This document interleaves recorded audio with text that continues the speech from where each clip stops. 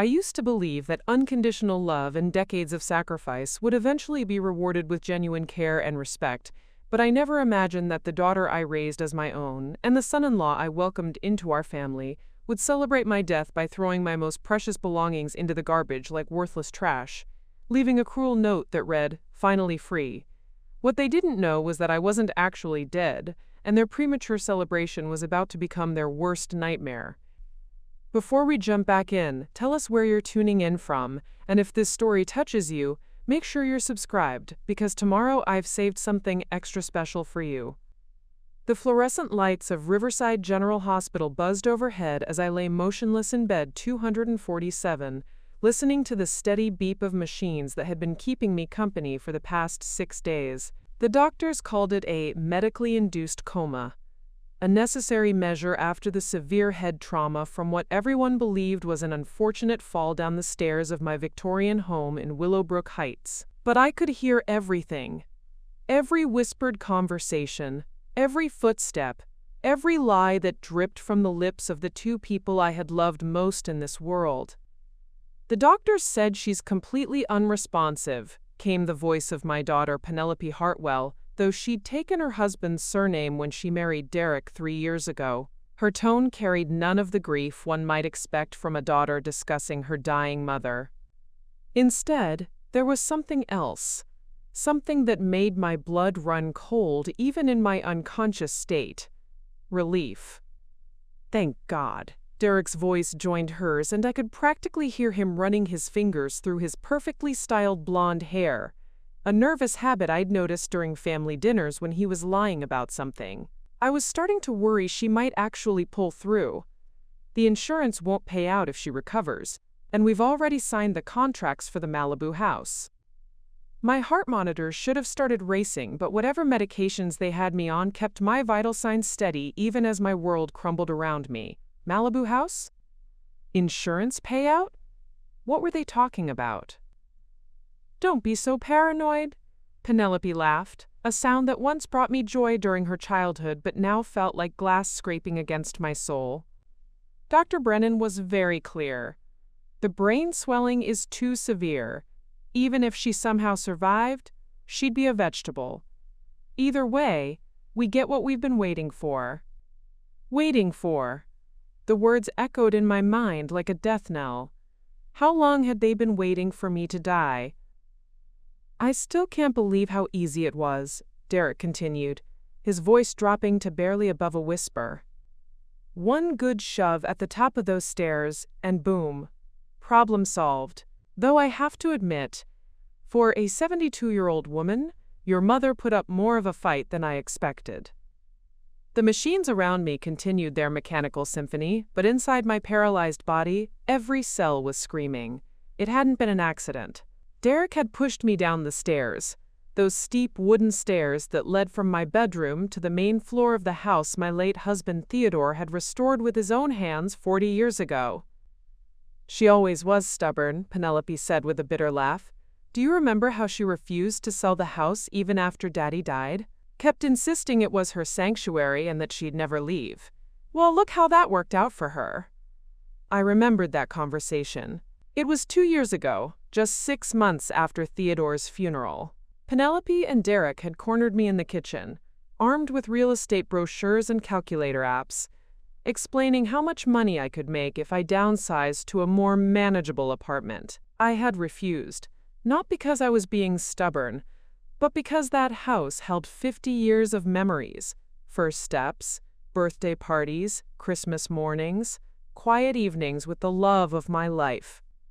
"The best part," Derek's voice grew more animated, "is that everyone will think we're the devastated family members." Poor Derek and Penelope, losing their beloved mother so tragically. The whole neighborhood already sent casseroles. They both laughed at this, and I felt something inside me break that I didn't even know could break. These weren't the people I had raised and welcomed into my heart. Penelope wasn't the little girl who used to crawl into my bed during thunderstorms, begging me to tell her stories about brave princesses. Derek wasn't the charming young man who had promised to take care of my daughter and treat me like his own mother. Speaking of which, Penelope's voice turned businesslike. "We need to make sure we handle the funeral arrangements properly. Nothing too expensive. I mean, why waste money on someone who can't appreciate it? But it needs to look good for the neighbors and the insurance investigators." "Already handled," Derek replied smoothly. "I spoke with Morrison's funeral home this morning. Basic package, closed casket, told them the head injuries were too severe for viewing. We'll have a small service, just the neighbors and a few people from her church. In and out in 2 hours, then we can get on with our lives." Our lives. As if I had never been part of them. As if the woman who had helped pay for Derek's law school, who had babysat their children every weekend for 3 years until Penelope decided I was too old to be trusted with them, who had co-signed their first mortgage and countless car loans, as if that woman was nothing more than an obstacle to be removed. "What about her things?" Penelope asked. "All that junk she hoarded in the house?" "Estate sale for anything valuable, dump the rest," Derek said dismissively. "Although, honestly, most of it is just sentimental garbage. Photo albums, that ugly jewelry collection, her mother's china set she was always fussing over. Nobody's gonna want any of that crap." That ugly jewelry collection, those were pieces Theodore had given me for anniversaries, birthdays, our wedding day. That china set had belonged to 4 generations of women in my family. Those photo albums contained the entire history of our family. Penelope's first smile, her graduation from college, her wedding day. But to them, it was all just crap to be disposed of. "The lawyers said we should be able to close on the Malibu place within 60 days of the death certificate," Penelope continued. "Derek, can you imagine? Our own beach house, no more visits to this dreary little town, no more pretending to care about her boring stories and constant need for attention." Constant need for attention. I thought about the phone calls I made twice a week, checking in on them, asking about their work and their children. I thought about the birthday cards I sent without fail, the Christmas gifts I spent months selecting, the way I always asked Derek about his golf game because I knew it made him feel important. That was attention-seeking to them. Love was attention-seeking. "The best part is, nobody will ever suspect anything," Derek said with the confidence of a man who had planned every detail. "Elderly woman, living alone in a big house, tragic accident.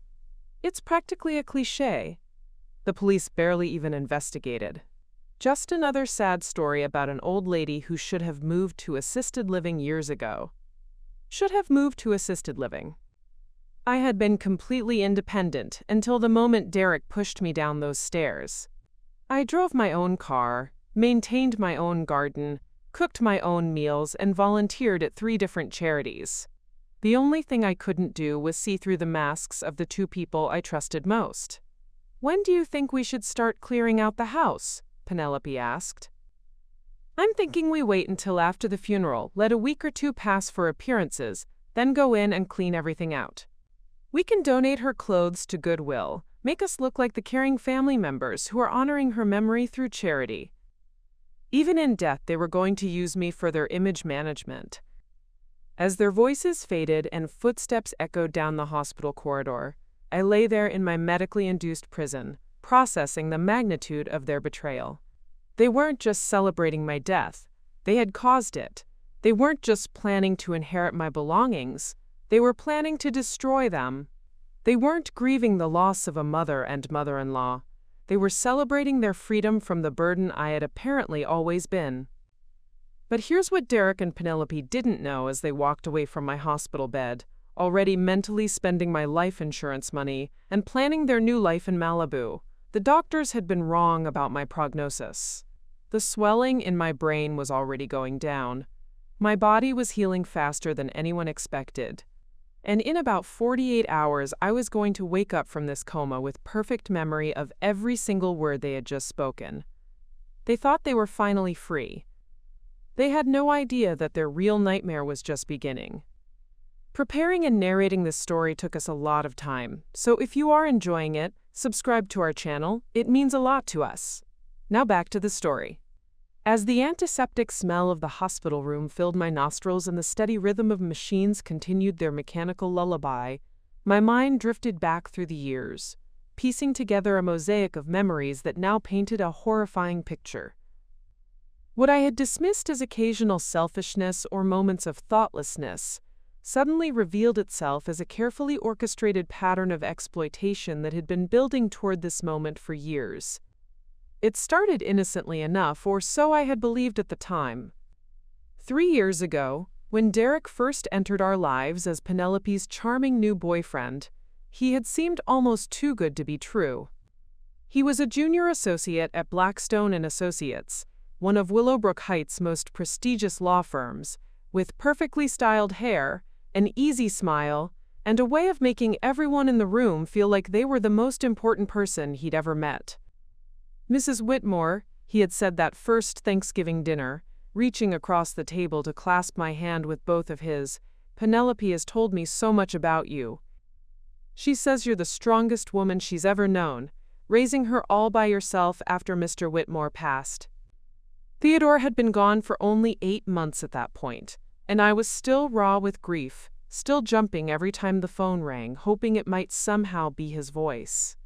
Derek's words had felt like a warm blanket on a cold night, and I had smiled through tears, squeezing his hands back.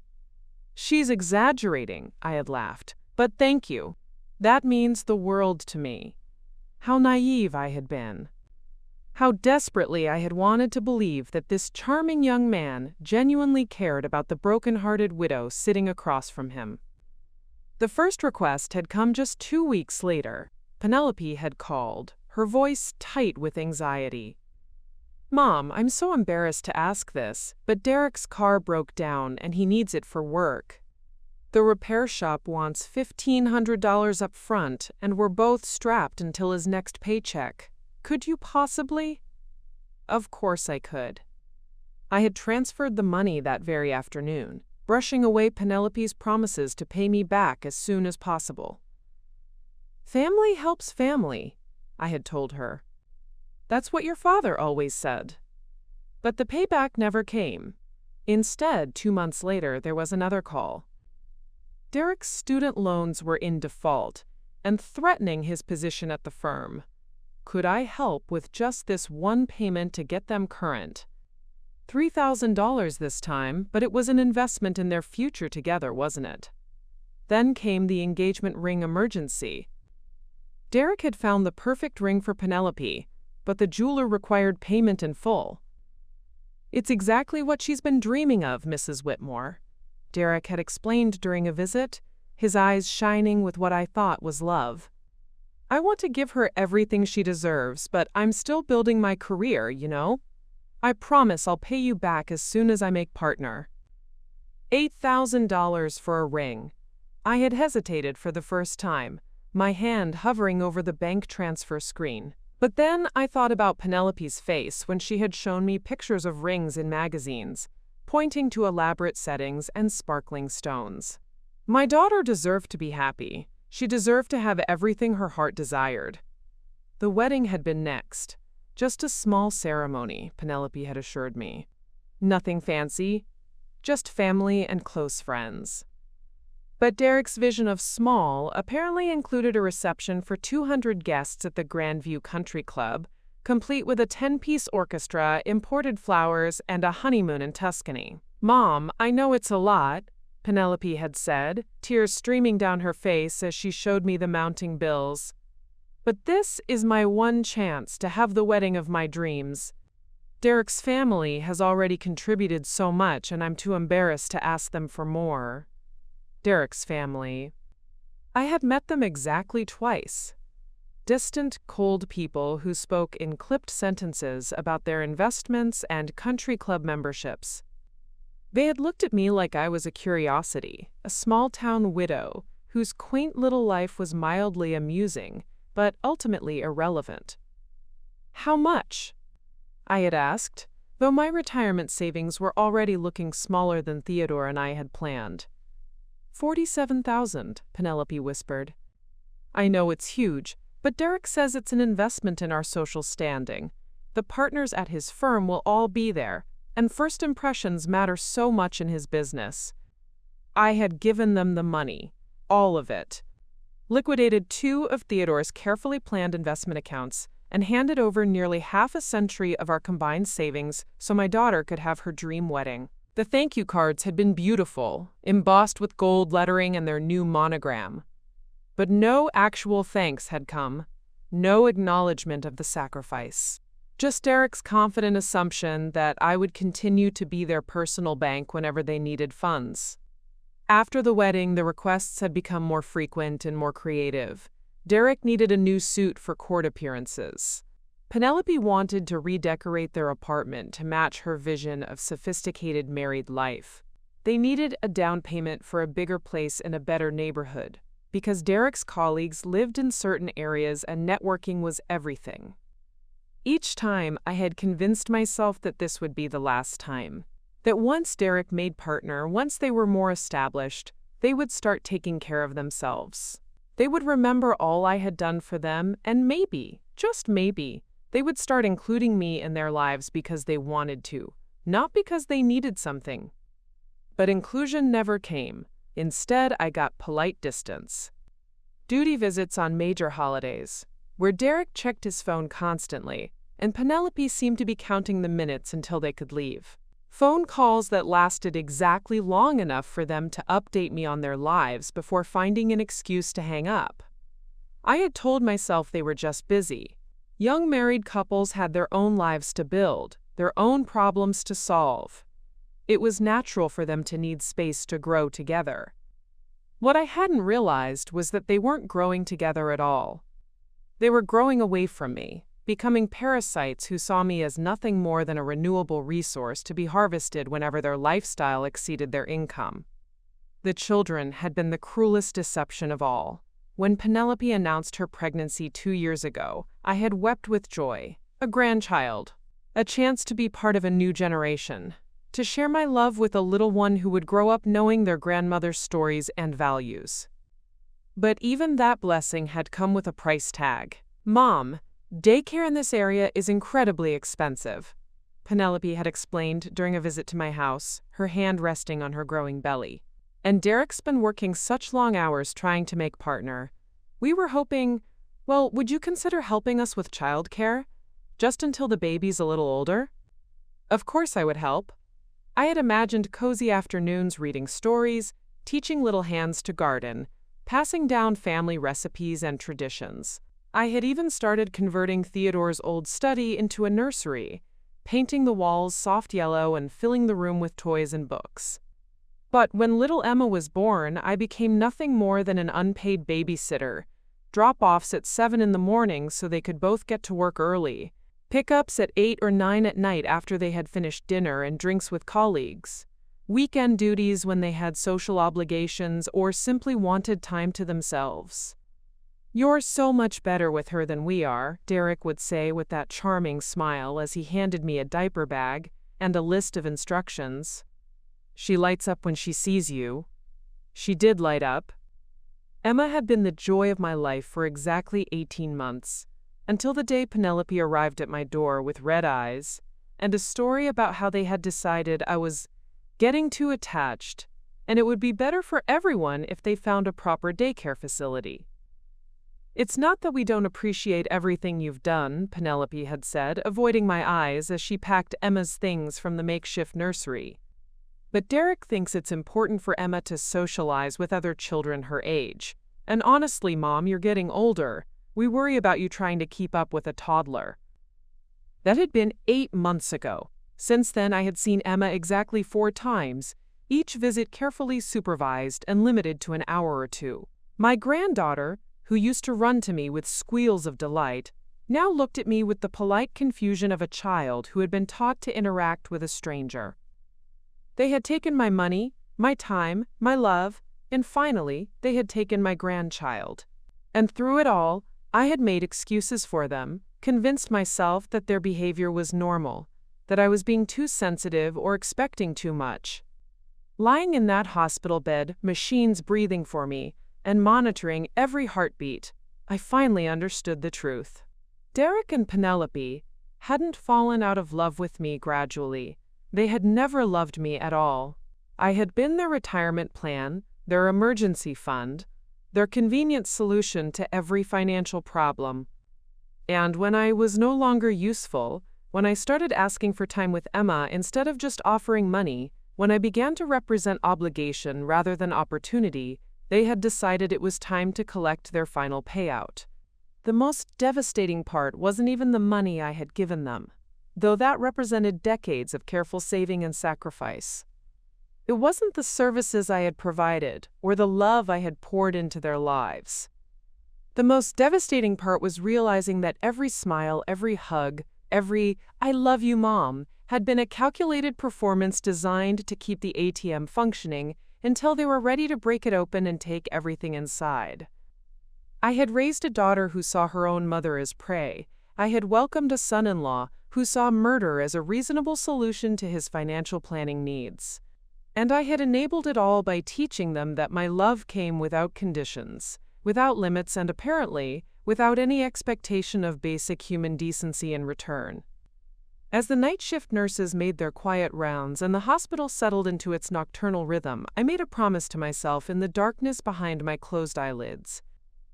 If I survived this, if I somehow found my way back from the edge of death they had pushed me toward, I would make sure they understood exactly what they had thrown away. They wanted to be free of me? I was about to show them what freedom really cost. The steady drip of IV fluid and the mechanical whisper of the ventilator marked the passage of time as I lay suspended between consciousness and the performance of unconsciousness. 3 days had passed since Derek and Penelope's revealing conversation, and my brain had been quietly healing itself while they made their funeral arrangements and counted their anticipated windfall. Dr. Brennan's morning rounds brought the first glimmer of hope I'd felt since awakening to this nightmare. His voice carried a note of surprise as he spoke to the nurse. "Her brain activity is showing remarkable improvement. The swelling has reduced by 60% since yesterday. I've never seen anything quite like it." "Should we inform the family?" Nurse Patterson asked, her shoes squeaking softly against the linoleum floor. "Not yet," Dr. Brennan replied thoughtfully. "Let's see how she progresses over the next 24 hours. Sometimes these improvements can plateau or even reverse. I don't want to give them false hope." False hope. If only he knew that hope was the last thing Derek and Penelope wanted to hear about my condition. But his words ignited something inside me, a spark of possibility that I might actually survive this ordeal. More importantly, I might survive it with my faculties intact and my memories crystal clear. They thought they had eliminated their problem, but they had actually created something far more dangerous. A victim who knew exactly what they had done and why they had done it. The afternoon brought unexpected visitors. I heard Derek's familiar footsteps first, followed by the click-clack of what I recognized as Penelope's expensive heels, the ones I had paid for during their wedding shoe emergency last year.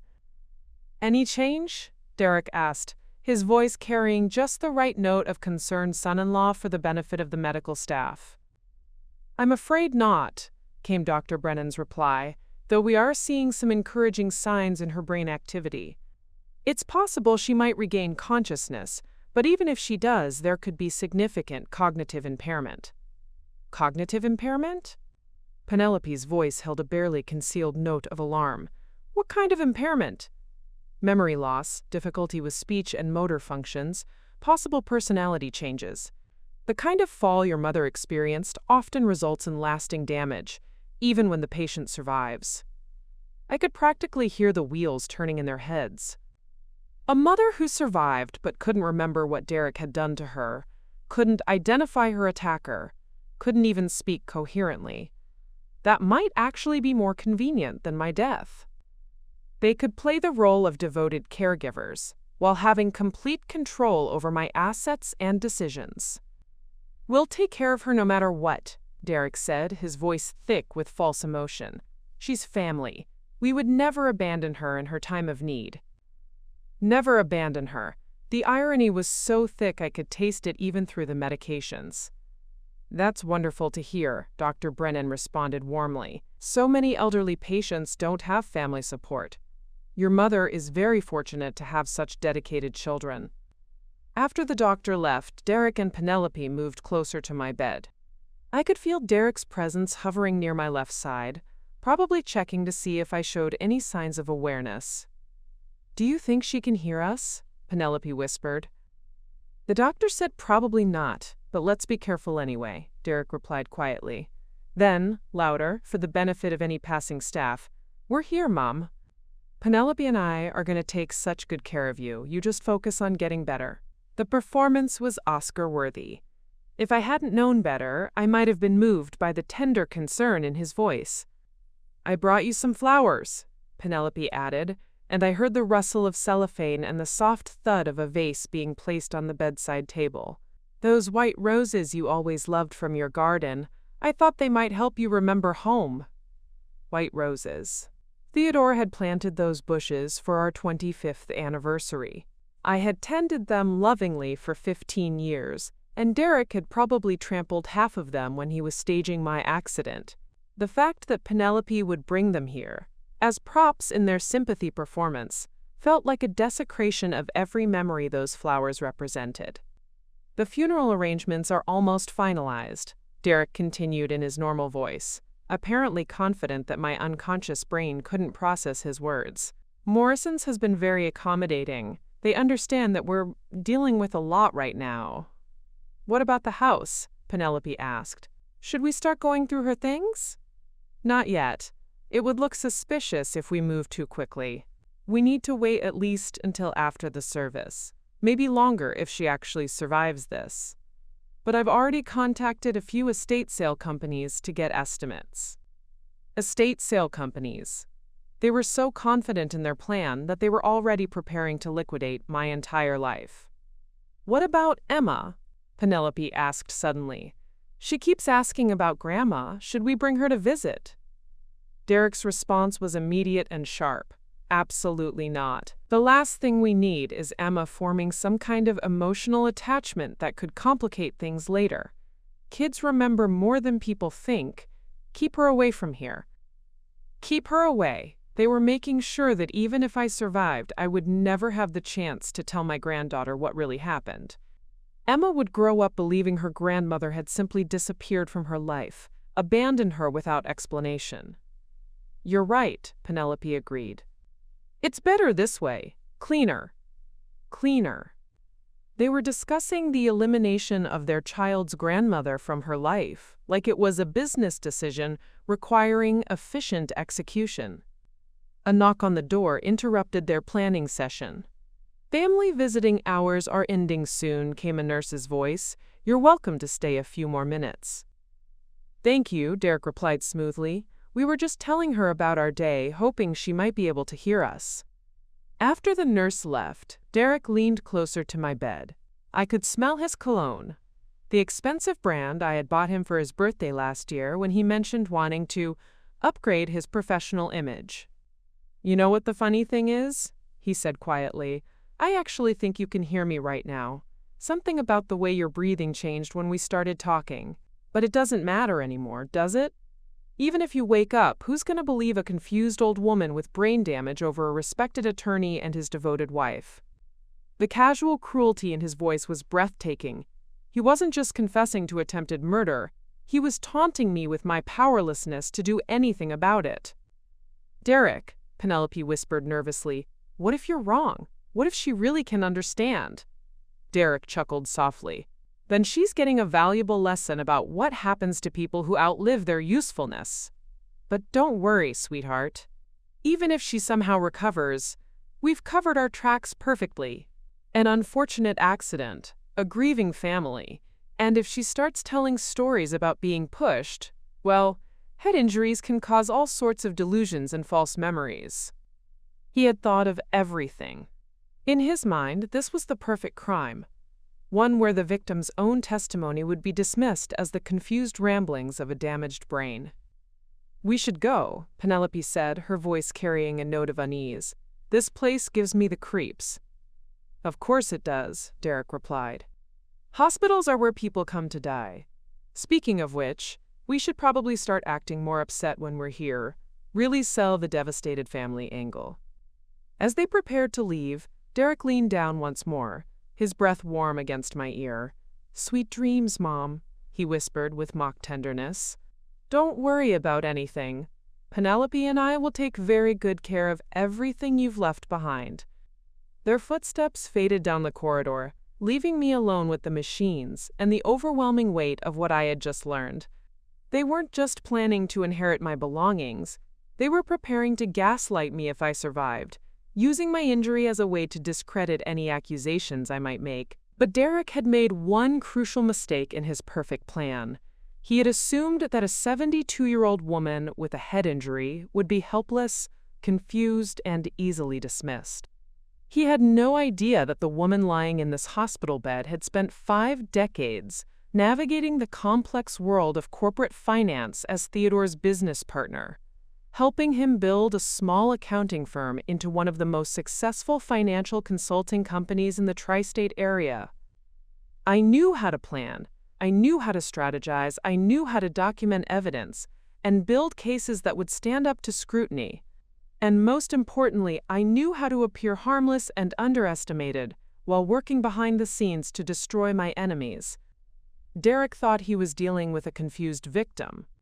He was actually dealing with a woman who had helped expose 3 major embezzlement schemes, 2 insurance fraud cases, and 1 elaborate Ponzi scheme during her career. I had learned from the best white-collar criminals in the business by helping to put them in prison. They wanted to play games with a helpless old woman? They were about to discover that this old woman had been playing games at a professional level long before they were born. As the night settled around me and the hospital grew quiet, I began forming the outline of my own plan. They thought they had eliminated their problem, but they had actually created their worst nightmare, an enemy who had nothing left to lose and every reason to make them pay for what they had taken from me. The performance was about to begin, and this time I would be directing the show. The morning of my awakening arrived exactly 7 days after Derek had pushed me down those stairs, though to the outside world it would appear as nothing short of miraculous. Dr. Brennan's excited voice echoed through the room as various monitors began registering the changes in my vital signs. "Mrs. Whitmore, can you hear me? You've been unconscious for a week, but your brain activity is showing remarkable improvement." I allowed my eyelids to flutter open slowly, as if emerging from a deep, disorienting fog. The fluorescent lights seemed blindingly bright, and I squinted against them, letting out a soft groan that required no acting whatsoever. My entire body ached from lying motionless for so long. Where am I?" I whispered, my voice raspy from the ventilator tube that had been removed just hours earlier. "You're in Riverside General Hospital," Dr. Brennan explained gently, checking my pupils with a small flashlight. "You had a serious fall at your home. Do you remember anything about what happened?" This was the moment everything hinged on. I let my brow furrow in concentration, then shook my head slowly. "I remember. I was going downstairs to make tea, then everything went black. How long have I been here?" 7 days, he replied, making notes on his chart. "Your daughter and son-in-law have been here constantly. They'll be so relieved to know you're awake." Constantly. If only he knew they had visited exactly 3 times, and only to ensure I was still unconscious and to plan my funeral arrangements. "Penelope?" I asked, injecting just the right amount of maternal concern into my voice. "Is she all right? Oh, I hope I didn't frighten her too badly." Dr. Brennan's expression softened. "She's been very worried about you. Would you like me to call her?" "Please," I said, closing my eyes as if the effort of speaking was exhausting me. "I feel so confused. Everything seems fuzzy." "That's completely normal after this type of head injury," Dr. Brennan assured me. "Your memory may be spotty for a while, and you might experience some disorientation. The important thing is that you're conscious and responsive." Perfect. I had just established the medical foundation for any confusion I might display about the events leading up to my fall. If I later claimed to remember something that contradicted Derek and Penelope's version of events, it could easily be dismissed as post-traumatic memory issues. Within an hour, they arrived. I heard Penelope's voice in the hallway first, speaking in hushed, urgent tones with Derek. "Are you sure she doesn't remember anything?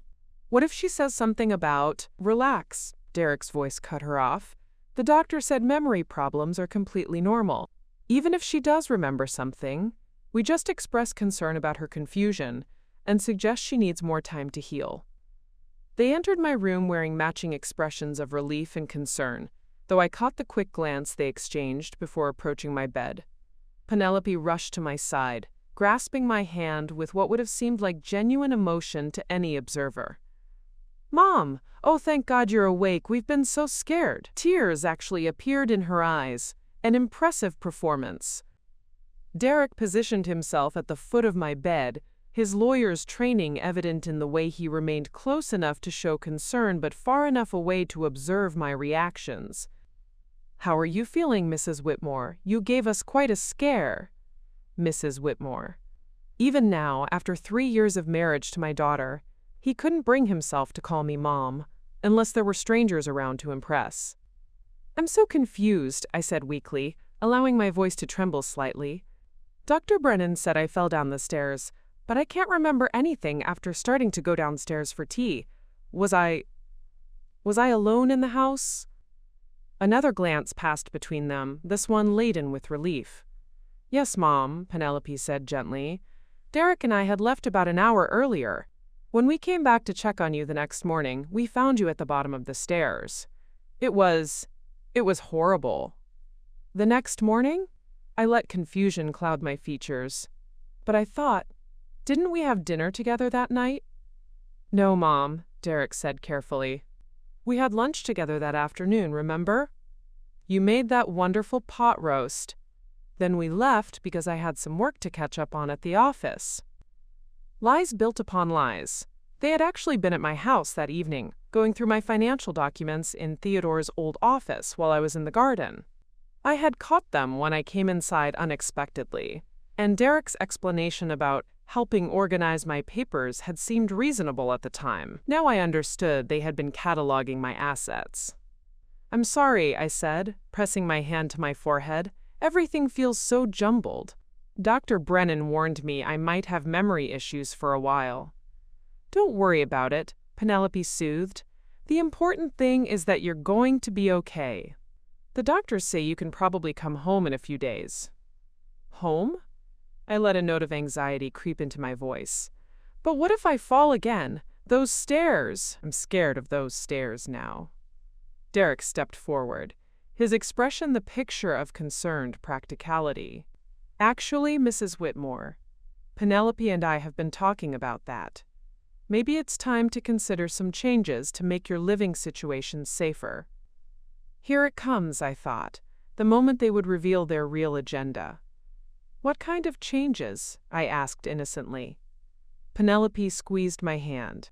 "Well, that house is really too big for one person, Mom. And those stairs are dangerous, especially as we get older. Derek found some beautiful assisted living communities that specialize in people recovering from injuries like yours." "Assisted living?" I let my voice rise slightly, injecting just enough distress to seem believable. "But that house. All my memories with your father." "I know it's hard," Derek said, his tone perfectly calibrated between sympathy and firmness. "But we have to think about your safety. What if this happens again when no one is around to help you?" The beautiful irony was that someone had been around to help me, if you could call attempted murder help. "Besides," Penelope added, "you could use the money from selling the house to pay for really nice care. Some of these places are like luxury resorts. You'd have people to cook for you, clean for you, organize activities." "But the house has been in our family for 40 years, I protested weakly. "Your father restored every room with his own hands." "Mom," Penelope's voice took on a slightly sharper edge before she caught herself and softened it again. "Dad's been gone for almost 3 years now. You can't hold on to the past forever. We just want what's best for you." "What's best for you?" the phrase they had used to justify every decision that benefited them at my expense. I don't know, I said, closing my eyes as if the conversation was overwhelming me. I feel so tired. Can we talk about this later? Of course, Derek said smoothly. You need to focus on getting better right now. But Mrs. Whitmore, I hope you'll seriously consider what we've discussed. As your family, we feel responsible for making sure you're safe and well cared for. Responsible.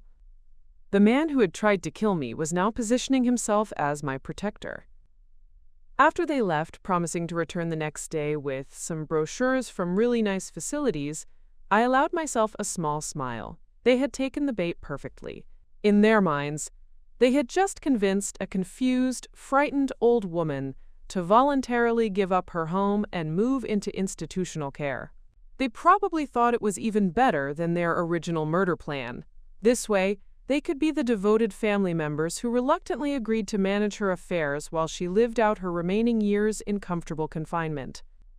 But they had made several crucial mistakes in their eagerness to capitalize on my apparent confusion and vulnerability. First, they had assumed that my memory problems were genuine and permanent. They had no idea that I remembered every detail of what Derek had done to me, and that I was carefully documenting every lie they told and every manipulation they attempted. Second, they had underestimated my understanding of legal and financial matters. During my years working with Theodore, I had learned exactly how power of attorney worked, how property transfers could be challenged, and how financial abuse of the elderly was prosecuted. They thought they were dealing with a helpless victim who would gratefully sign whatever papers they put in front of her. Third, and most importantly, they had revealed their complete lack of any genuine concern for my welfare. Every suggestion, every recommendation, every expression of worry was calculated to benefit them financially while maintaining their public image as caring family members. Over the next 2 days, as I continued my performance of gradual recovery mixed with convenient confusion, they became increasingly confident in their plan. Derek brought legal documents for my protection, papers that would give them power of attorney over my medical and financial decisions. Penelope arrived with glossy brochures from Sunset Manor, an upscale assisted living facility about an hour away from Willowbrook Heights. "It's perfect, Mom," she enthused, showing me pictures of elegant dining rooms and manicured gardens. "And it's far enough away that you won't be constantly reminded of sad memories, but close enough that we can visit regularly." Regularly. I was sure their definition of regularly would prove to be holidays and birthdays, if that. "The staff there specializes in patients with memory issues," Derek added helpfully. "They're trained to handle confusion and disorientation. You'd be in expert hands." Expert hands that would dismiss anything I said about my accident as the confused ramblings of a woman with documented brain trauma. "I suppose it does look nice," I said hesitantly, studying the brochures. "And you really think it would be safer for me?" "Absolutely," Derek assured me. "No stairs, medical staff on site 24 hours a day, and you'd have people your own age to socialize with. You might even make some new friends." When would this happen?" I asked, allowing my voice to shake slightly. "Well," Penelope said carefully, "the doctors think you might be ready to be discharged by the end of the week. We could have you settled into Sunset Manor by next Monday. I've already spoken with the admissions coordinator, and they have a beautiful suite available." Already spoken with the admissions coordinator. They had been planning this for days, probably since the moment they learned I was going to survive. "That seems very fast," I said uncertainly. "Sometimes fast is better," Derek said gently, "like removing a bandage. The longer you wait, the harder it becomes." Remove the bandage. How poetic. They were about to discover that some bandages, when removed too quickly, reveal wounds that haven't healed, wounds that are still capable of causing tremendous pain to those responsible for inflicting them. "All right," I said finally, my voice barely above a whisper. "If you really think it's best, I trust your judgment." The relief on their faces was almost comical. They thought they had just convinced me to voluntarily exile myself from my own life. making them the beneficiaries of my house, my savings, and my complete isolation from anyone who might question their version of events. "You're making the right choice, Mom," Penelope said, leaning down to kiss my forehead. "We'll take care of everything. You don't need to worry about a single detail." They would take care of everything, including, they believed, eliminating any chance that I might interfere with their plans ever again. As they left that evening, already discussing logistics and timelines in voices they thought I couldn't hear, I settled back against my pillows and began the next phase of my own planning. They wanted to make me disappear? Perfect.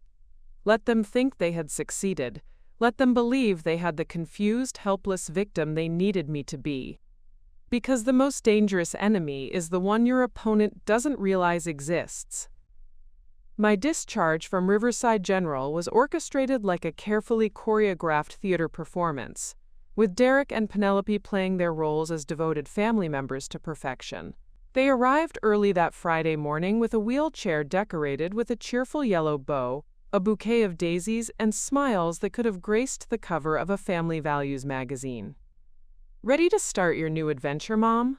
Penelope asked brightly as she helped me into the wheelchair, her voice carrying the artificially upbeat tone of someone addressing a confused child.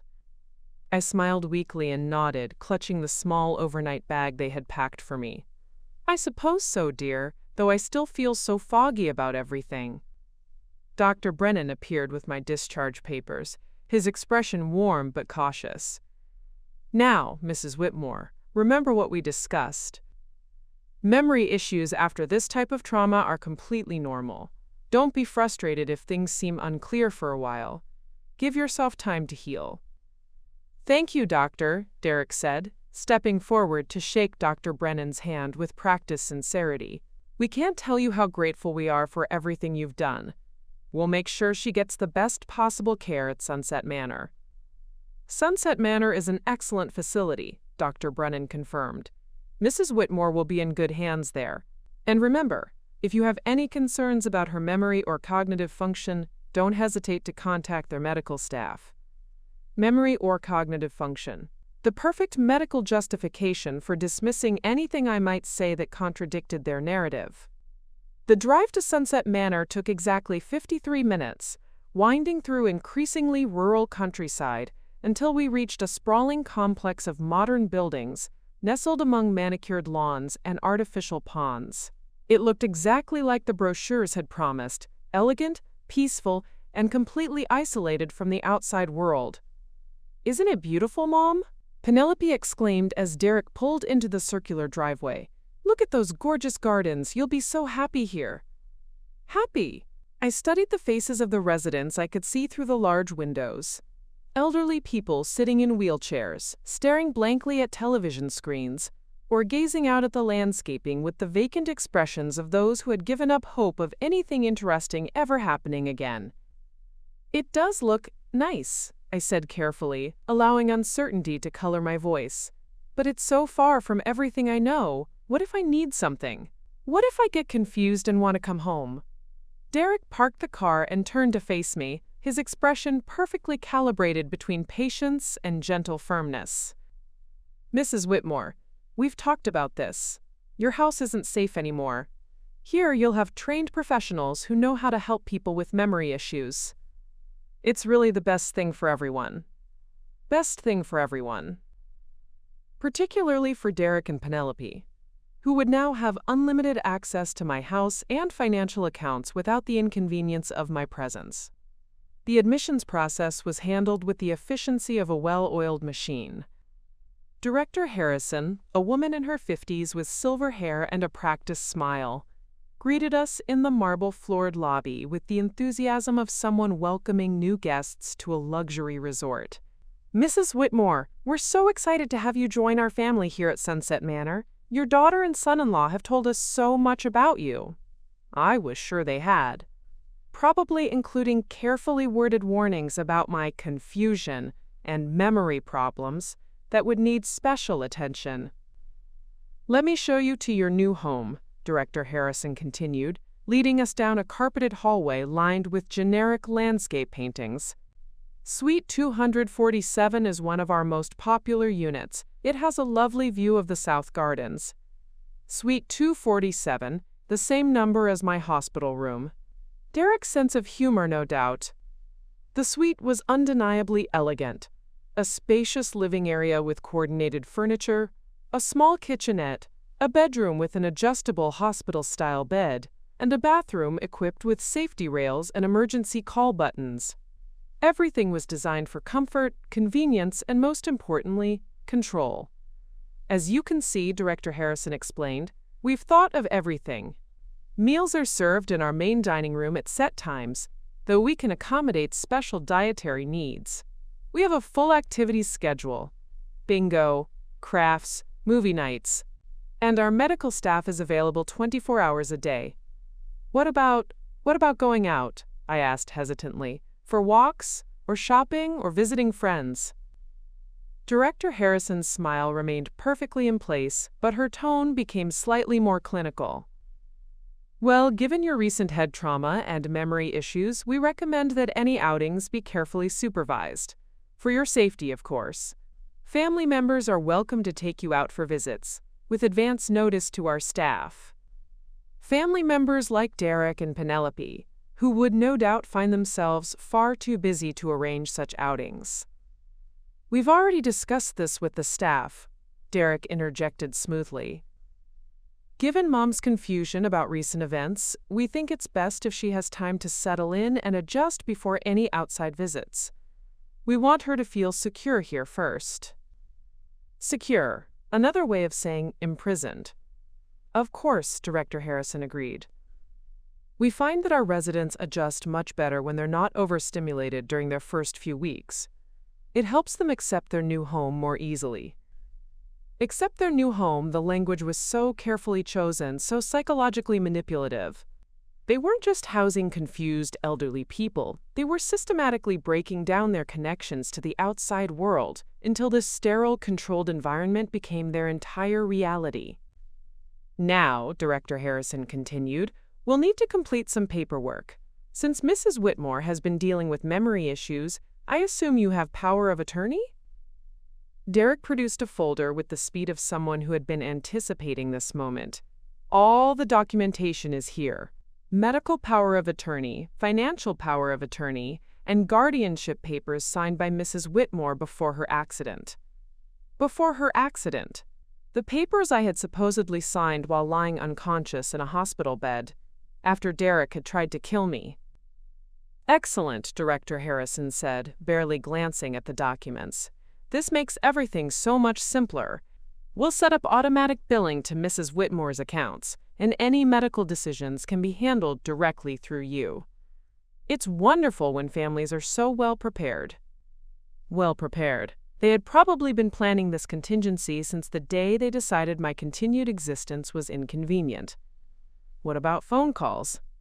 I asked suddenly, as if the thought had just occurred to me. Can I call my friends? My neighbor Mrs. Ashford checks on me sometimes. Penelope and Derek exchanged one of their meaningful glances before Penelope answered with practiced gentleness. Mom, you remember we talked about this. Mrs. Ashford moved to Florida last month to be closer to her own children. And most of your other friends, well, some have passed away, and others have moved to facilities like this one. More lies. Mrs. Ashford lived 3 houses down from me and had been watering my plants since I had been in the hospital. But here, isolated and under their control, I would have no way to verify what they told me. Oh, I said quietly, letting disappointment and confusion cloud my features. I could have sworn she was still there. Memory problems, remember? Derek said with false sympathy.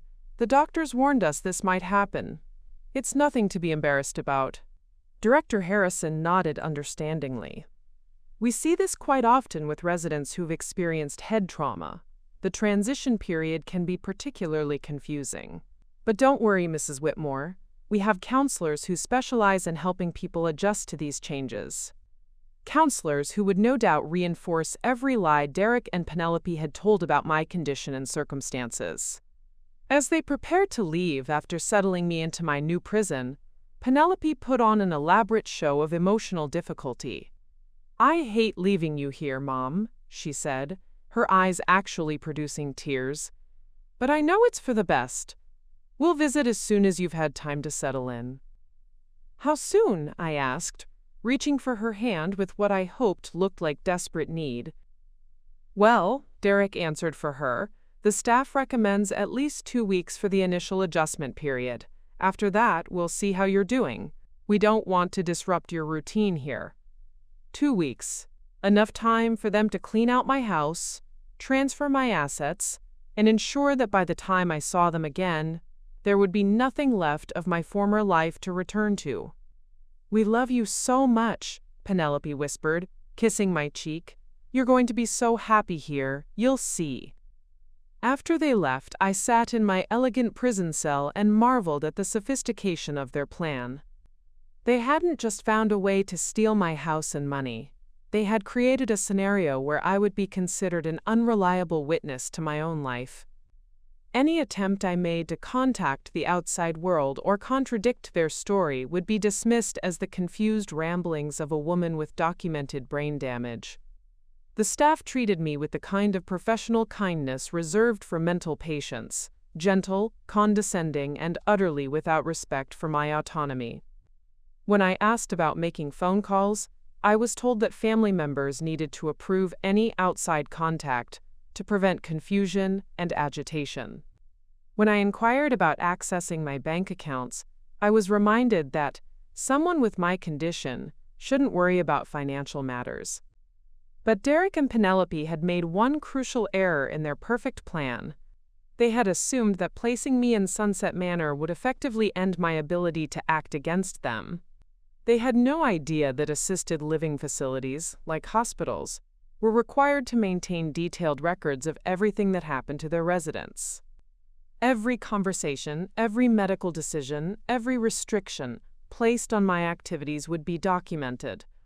More importantly, they didn't realize that Sunset Manor, despite its isolated location, was still part of the modern world. They had computers, internet access, and phone systems that could reach anywhere in the country. The staff might treat me like a confused child, but I was still legally a competent adult until a court declared otherwise. And that process, I knew from my years in the business world, could take months, if it happened at all. Derek and Penelope thought they had checkmated me. They had no idea that they had actually given me the perfect cover for the next phase of my plan. Let them think I was trapped and helpless. Let them believe they had successfully erased me from their lives while maintaining their public image as caring family members. Because while they were celebrating their victory and dividing up my assets, I would be using every resource at my disposal to expose exactly what they had done and ensure that their freedom was just as temporary as they had intended mine to be. The performance was indeed intensifying, but Derek and Penelope were about to discover that they weren't the only ones who knew how to act. 5 days into my carefully orchestrated captivity at Sunset Manor, I discovered the full extent of Derek and Penelope's cruelty when they crossed a line I never imagined they would dare approach. It wasn't the systematic theft of my belongings, or even the calculated isolation from my former life that finally shattered the last vestiges of any maternal feeling I might have harbored. It was what they did to Duchess. Duchess had been Theodore's pride and joy, a beautiful golden retriever he had rescued as a puppy 12 years ago. She had been his constant companion during his final illness, lying beside his hospital bed and seeming to understand, with that uncanny intuition animals possess, that her beloved master was slipping away. After Theodore's death, Duchess had transferred her fierce loyalty to me, becoming not just a pet, but a living connection to the man I had loved for 50 years. When Derek had pushed me down the stairs, my first conscious thought after the terror and pain had been about Duchess. Where was she? Had she been hurt? In all the chaos of my hospitalization and forced relocation, I had somehow convinced myself that Derek and Penelope would at least have the basic decency to ensure she was cared for. I should have known better. The truth arrived in the form of Mrs. Chen, my new next-door neighbor at Sunset Manor, a sharp-eyed woman in her 80s who had retained both her mental faculties and her ability to gather information with the efficiency of a retired FBI agent. She had taken it upon herself to befriend me during my first week, perhaps sensing that something about my situation didn't quite add up. "Elizabeth," she said quietly, using the first name I had finally shared with her after days of being called nothing but Mrs. Whitmore by the staff. "I hope you don't mind, but I asked my grandson to drive by your old house yesterday. I was curious about this mysterious family of yours." I looked up from the jigsaw puzzle we were supposedly working on in the activity room, though we had both been using it as cover for private conversation. "What did he find?" Mrs. Chen's expression darkened. "Well, first of all, there's a for sale sign on your front lawn, a big one from Blackstone Realty. Fancy company. The asking price is $1.8 million. $1.8 million. Theodore and I had paid $180,000 for that house 40 years ago, and through careful renovations and the natural appreciation of Willowbrook Heights real estate, it had indeed become worth far more than we had ever imagined. But the speed with which Derek and Penelope had moved to list it was breathtaking. That's not possible," I said, maintaining my performance of confused distress. "I didn't sign anything about selling the house." "Honey," Mrs. Chen said gently, "with power of attorney, they don't need you to sign anything. But that's not the worst part." My heart began to race, though I kept my expression carefully neutral. "What else?" "My grandson said there was a garage sale happening. Tables and tables of stuff spread all over your driveway and front yard. Furniture, dishes, books, clothes, everything you can imagine. And there was a big sign that said, 'Estate sale, everything must go.' Estate sale. They were liquidating my entire life as if I were already dead, selling 50 years of memories to strangers for pocket change." But Mrs. Chen's expression told me there was something even worse coming. "Elizabeth," she said carefully, "he also said he saw a beautiful golden retriever in the back of someone's pickup truck. The dog was in a cage and it looked like it was going to the animal shelter." The words hit me like a physical blow. For a moment I couldn't breathe, couldn't think, couldn't maintain the facade of confused helplessness that had become my survival mechanism. Duchess. They had thrown away Duchess like she was just another piece of unwanted furniture. "Are you sure?" I whispered, my voice breaking despite my best efforts to control it. Mrs. Chen nodded grimly. "My grandson said the dog kept looking back at the house, like it was waiting for someone to come get it, like it couldn't understand why it was being taken away." The image of Duchess, confused and frightened, looking back at the only home she had ever known while being carted off to an uncertain fate, broke something inside me that I didn't even know could break. This wasn't just cruelty, it was evil. Pure, calculated evil directed at an innocent creature whose only crime was loving the wrong people. I excused myself from the activity room and made my way back to my suite, closing the door behind me and sitting heavily on the edge of my bed. For the first time since this nightmare began, I allowed myself to truly cry. Not the manipulative tears of a confused patient, but the deep, wrenching sobs of a woman who had finally grasped the complete moral bankruptcy of the people she had once called family. Derek and Penelope hadn't just tried to kill me for money. They hadn't just stolen my house and possessions. They had thrown away a loving, loyal animal who had done nothing but provide comfort and companionship to an elderly woman. They had sentenced Duchess to the terrifying confusion of abandonment and quite possibly death, simply because she was inconvenient to their plans. That night, I made a phone call using the landline in my suite, one of the few privileges I was allowed as a high-functioning resident. I dialed the number for Willowbrook Animal Shelter, my hands shaking as I waited for someone to answer. "Willowbrook Animal Shelter, this is Sarah speaking." "Hello," I said, trying to keep my voice steady. "I'm looking for information about a golden retriever that might have been brought in recently. She's about 12 years old, very well trained, answers to the name Duchess." There was a pause, Then the sound of typing. Yes, we did have a golden retriever brought in 3 days ago. Beautiful dog, but she's been very depressed. Won't eat much, just sits in her kennel looking toward the door. The people who brought her said she belonged to an elderly woman who had died. They had told the shelter I was dead. Is she still available for adoption? I asked, though I knew I had no way to retrieve her from my current situation. Well, she's in our senior dog program, Sarah explained gently. Older dogs are harder to place, especially when they're grieving. We try to give them extra time, but honestly, at her age and with her current emotional state, it's challenging. I understood what she wasn't saying. Duchess was living on borrowed time, waiting for a miracle that would never come. Thank you, I managed to say before hanging up. I sat in the growing darkness of my suite, staring out at the artificially lit gardens of Sunset Manor, and felt the last shred of mercy I might have shown Derek and Penelope evaporate like morning dew. They had wanted to reduce me to nothing. They had wanted to erase every trace of the life I had built with Theodore. They had wanted to eliminate anything that might remind the world that Elizabeth Whitmore had ever existed.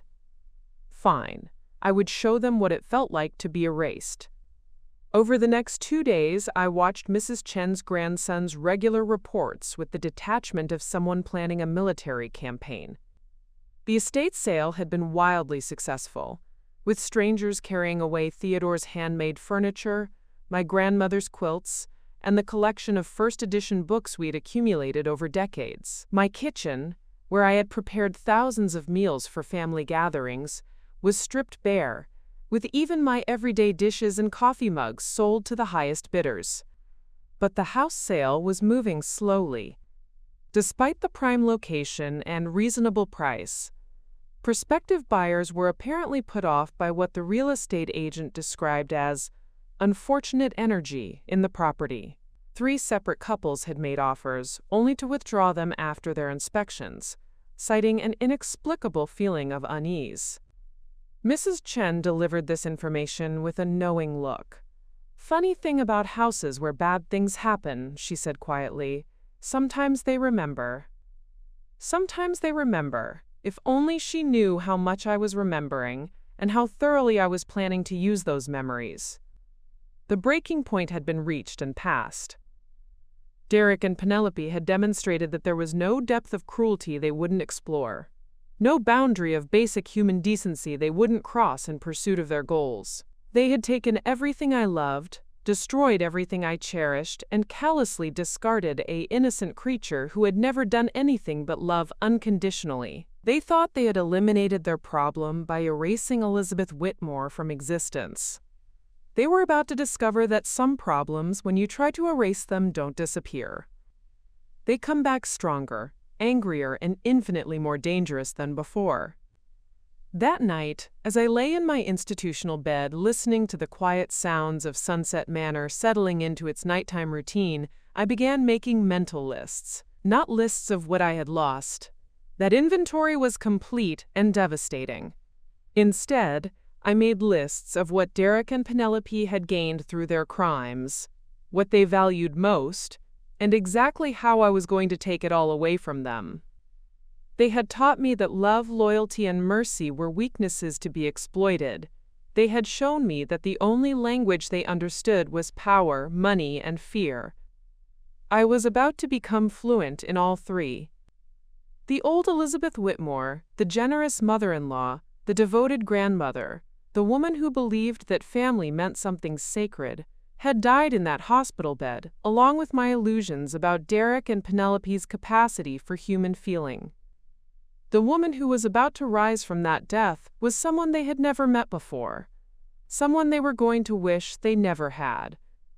The revelation that would change everything came exactly 2 weeks after my arrival at Sunset Manor, delivered through the most unlikely of sources. Mrs. Chen's grandson Michael, a computer programmer who had developed an unusual interest in my situation after his grandmother's persistent questions about the suspicious family dynamics. I was sitting in the facility's small library, pretending to struggle with a large print novel while actually calculating compound interest rates in my head, when Mrs. Chen approached with an expression that immediately put me on alert. She carried a manila folder and wore the grim look of someone who had uncovered something terrible.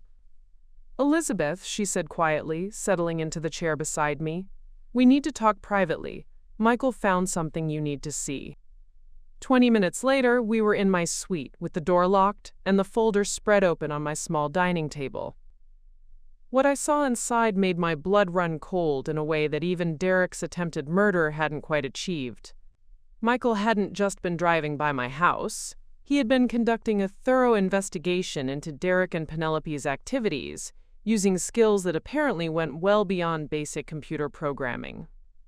"He's a cybersecurity specialist," Mrs. Chen explained, noting my surprise at the professional quality of the documents. "He deals with financial fraud cases for the FBI. When I told him about your situation, he said something smelled wrong about the whole thing."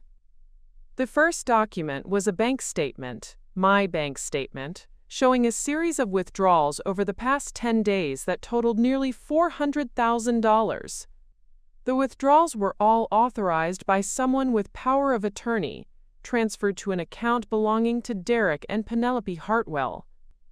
"That's impossible," I breathed, though of course it wasn't impossible at all. The power of attorney documents they showed Sunset Manor were forgeries. "I never signed anything like that." "Michael figured as much," Mrs. Chen said grimly. "But here's the thing. Forged or not, the bank accepted them. Which means either Derek has connections inside your bank, or he's gotten very good at document fraud." The second set of papers was even more disturbing. Michael had somehow accessed Derek's law firm emails, something Mrs. Chen assured me he could do legally as part of an ongoing investigation into financial elder abuse. And the contents revealed a level of premeditation that turned my stomach. Derek hadn't just decided to kill me on impulse. He had been planning it for months. The earliest email was dated 6 months before my accident, sent from Derek to someone identified only as K. Morrison, with the subject line "Estate Planning Consultation." The message was brief but chilling. "Need to discuss expediting inheritance timeline for elderly family member, considering all available options." The response from K. Morrison was equally cryptic. "Understood. Can arrange consultation to discuss natural causes versus accident scenarios. Fee structure depends on complexity and timeline requirements." Natural causes versus accident scenarios. They had been shopping for the best method to murder me. "Who is K. Morrison?" I asked, my voice barely steady. Mrs. Chen flipped to another document. "Kevin Morrison. Former paramedic, lost his license 5 years ago for falsifying death certificates. Now he runs Morrison's Funeral Home." Morrison's Funeral Home. The same funeral home where Derek had arranged my burial service while I lay unconscious in the hospital. "There's more," Mrs. Chen said softly, producing another email chain that made my hands tremble as I read it. This series of messages, dated just 2 weeks before Derek pushed me down the stairs, outlined what could only be described as a comprehensive murder plot. Derek had consulted with Morrison about how to stage my death to look accidental, what injuries would be most convincing, and how to ensure that any autopsy would support their story. "Blunt force trauma from fall downstairs," Morrison had written, "is ideal for elderly victim. Easy to stage, minimal physical evidence requirements, rarely triggers intensive investigation. Recommend wooden stairs with sharp edges for maximum tissue damage." Sharp edges for maximum tissue damage. They had discussed the best way to kill me with the clinical detachment of people planning a home renovation project. But the most horrifying revelation was in the final email sent just 3 days before my accident. Insurance policies confirmed active. Life insurance payout $750,000. Accidental death clause doubles to $1.5 million. House value estimated $1.8 million after improvements. Total estate value approximately $2.8 million after debts. Timeline for payout 30 to 60 days post-death certificate. $2.8 million. They had calculated the exact value of my life down to the last dollar. Elizabeth, Mrs. Chen said gently, there's something else. Michael thinks they're planning to kill you again. My head snapped up from the documents. What do you mean? She pointed to the most recent email in the chain, dated just yesterday. Problem. Target survived initial attempt but now institutionalized with memory issues. Considering medical intervention to complete objective, can you arrange access to Sunset Manor facility? Medical intervention. They weren't satisfied with having stolen my money and destroyed my life. They still intended to finish what Derek had started on those stairs. Morrison's response, Mrs. Chen continued, suggests he has contacts inside several assisted living facilities. People who can arrange, quote, medical emergencies that look completely natural. I stared at the papers spread before me, trying to process the magnitude of what I was seeing. This wasn't just greed or opportunism. Derek and Penelope had created an elaborate criminal conspiracy, complete with professional consultants and inside contacts, all designed to murder me and steal my assets while maintaining their public image as grieving family members. And they weren't done. Why are you showing me this? I asked quietly. Why are you and Michael getting involved? Mrs. Chen's expression hardened. Because I've seen this before, sweetheart. 3 years ago, my neighbor at my last facility, lovely woman named Dorothy, started having medical episodes right after her grandson got power of attorney. Heart attacks, medication reactions, respiratory failures. Always just enough to keep her weak and confused, until one day she didn't wake up from her afternoon nap. What happened to the grandson? Nothing. Perfect grieving relative, very touching funeral speech about how much he loved his grandmother. Inherited everything, sold her house the next week, moved to Miami with his girlfriend. Mrs. Chen's eyes burned with remembered anger. Nobody questioned anything because Dorothy was old and sick and these things happen. You think the same thing is happening here? I think Derek and Penelope have done this before, or at least learned from people who have. The level of planning, the professional contacts, the backup plans. This isn't amateur hour. They're running a sophisticated operation. The implications hit me like a freight train. If Derek and Penelope were part of some larger network of people who specialized in elder abuse and murder, then my situation was far more dangerous than I had realized. I wasn't dealing with two greedy individuals who had gotten in over their heads. I was up against people who made a living destroying elderly victims. There's one more thing, Mrs. Chen said, producing a final document. Michael traced some of Derek's other financial transactions. In the past 3 years, he's been involved in the estate settlements of 4 other elderly clients from his law firm. All of them died under questionable circumstances. All of them left substantial inheritances to family members Derek represented. 4 other victims. Derek hadn't just tried to kill me for my money. He had been perfecting his technique on other helpless elderly people, probably using the knowledge he gained from each case to improve his methods for the next one. Mrs. Chen, I said carefully, what exactly does Michael think I should do with this information? She leaned forward, her voice dropping to barely above a whisper. He thinks you should disappear before they get another chance at you. Tonight, if possible. He's willing to help. Disappear. The word hung in the air between us like a lifeline thrown to a drowning person. If I could somehow escape from Sunset Manor without Derek and Penelope knowing, I could take this evidence to the police, expose their entire operation, and ensure that they never had the opportunity to hurt anyone else. But there was one crucial problem with that plan. If I disappear, I said slowly, they'll know I'm not as confused and helpless as they think. They'll realize I might remember what Derek did to me. They'll panic and destroy evidence, maybe even flee the country. Better than letting them kill you, Mrs. Chen pointed out. Maybe, but what about their next victim? What about the other elderly people Derek is targeting right now? If we spook them, they'll just move their operation somewhere else and start over with better security.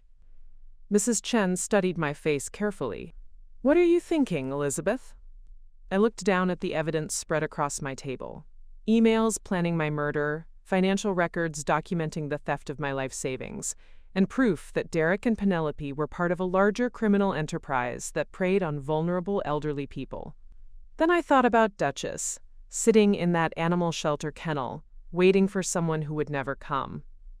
"I'm thinking," I said quietly, "that if they want Elizabeth Whitmore to disappear, then maybe that's exactly what should happen, but not the way they're planning."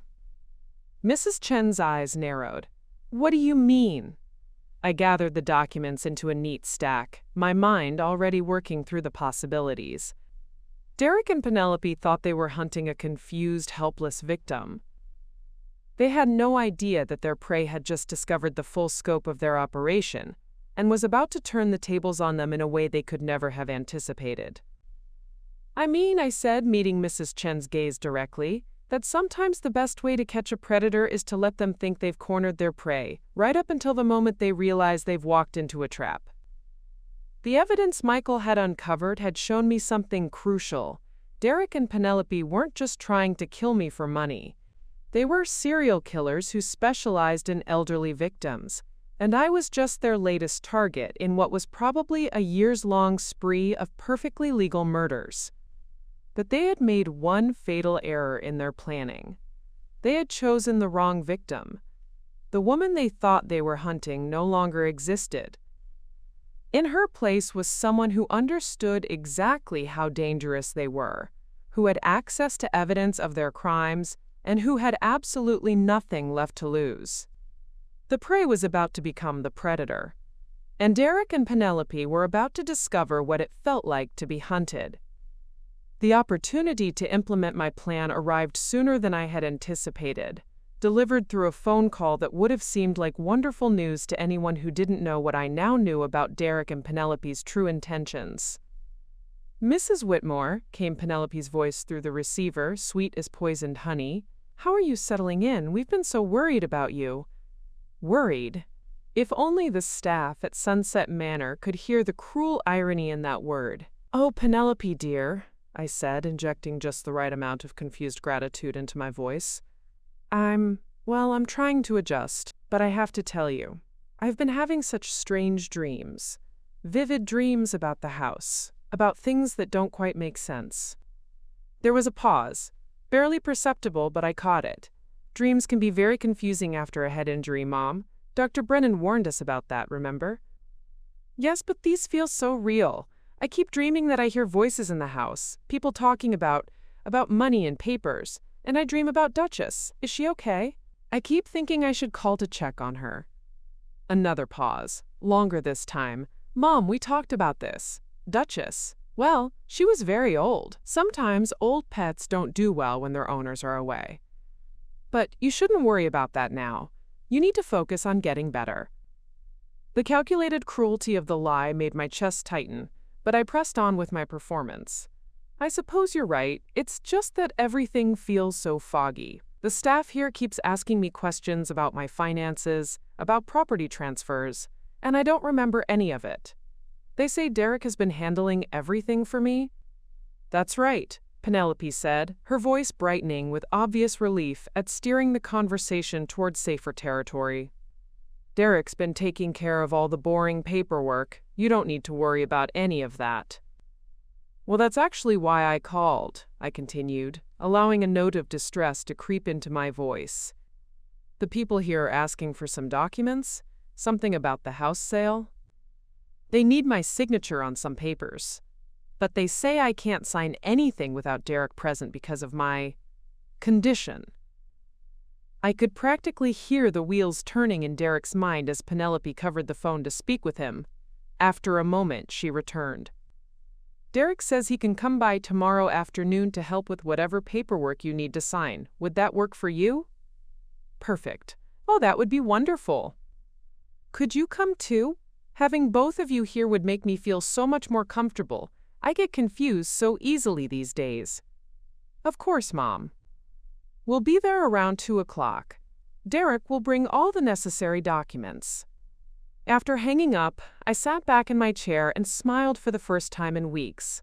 Not the careful, confused smile I had been wearing like a mask, but a genuine expression of satisfaction. They were coming to me. walking directly into the carefully prepared trap I had spent the last 3 days constructing with Mrs. Chen's help. The documents they thought they were coming to sign were real enough. Papers that would transfer the remainder of my assets into their names and officially declare me mentally incompetent to manage my own affairs. What Derek and Penelope didn't know was that Mrs. Chen's grandson Michael had prepared a second set of documents, identical in appearance but containing some very different clauses buried in the legal language. More importantly, they had no idea that their tomorrow afternoon visit would be recorded by multiple hidden cameras that Michael had installed throughout my suite, or that their conversation would be monitored by FBI agents who were very interested in Derek's pattern of elderly client deaths. That evening, Mrs. Chen helped me prepare for what we both knew would be the most dangerous performance of my life. "Are you sure about this, Elizabeth?"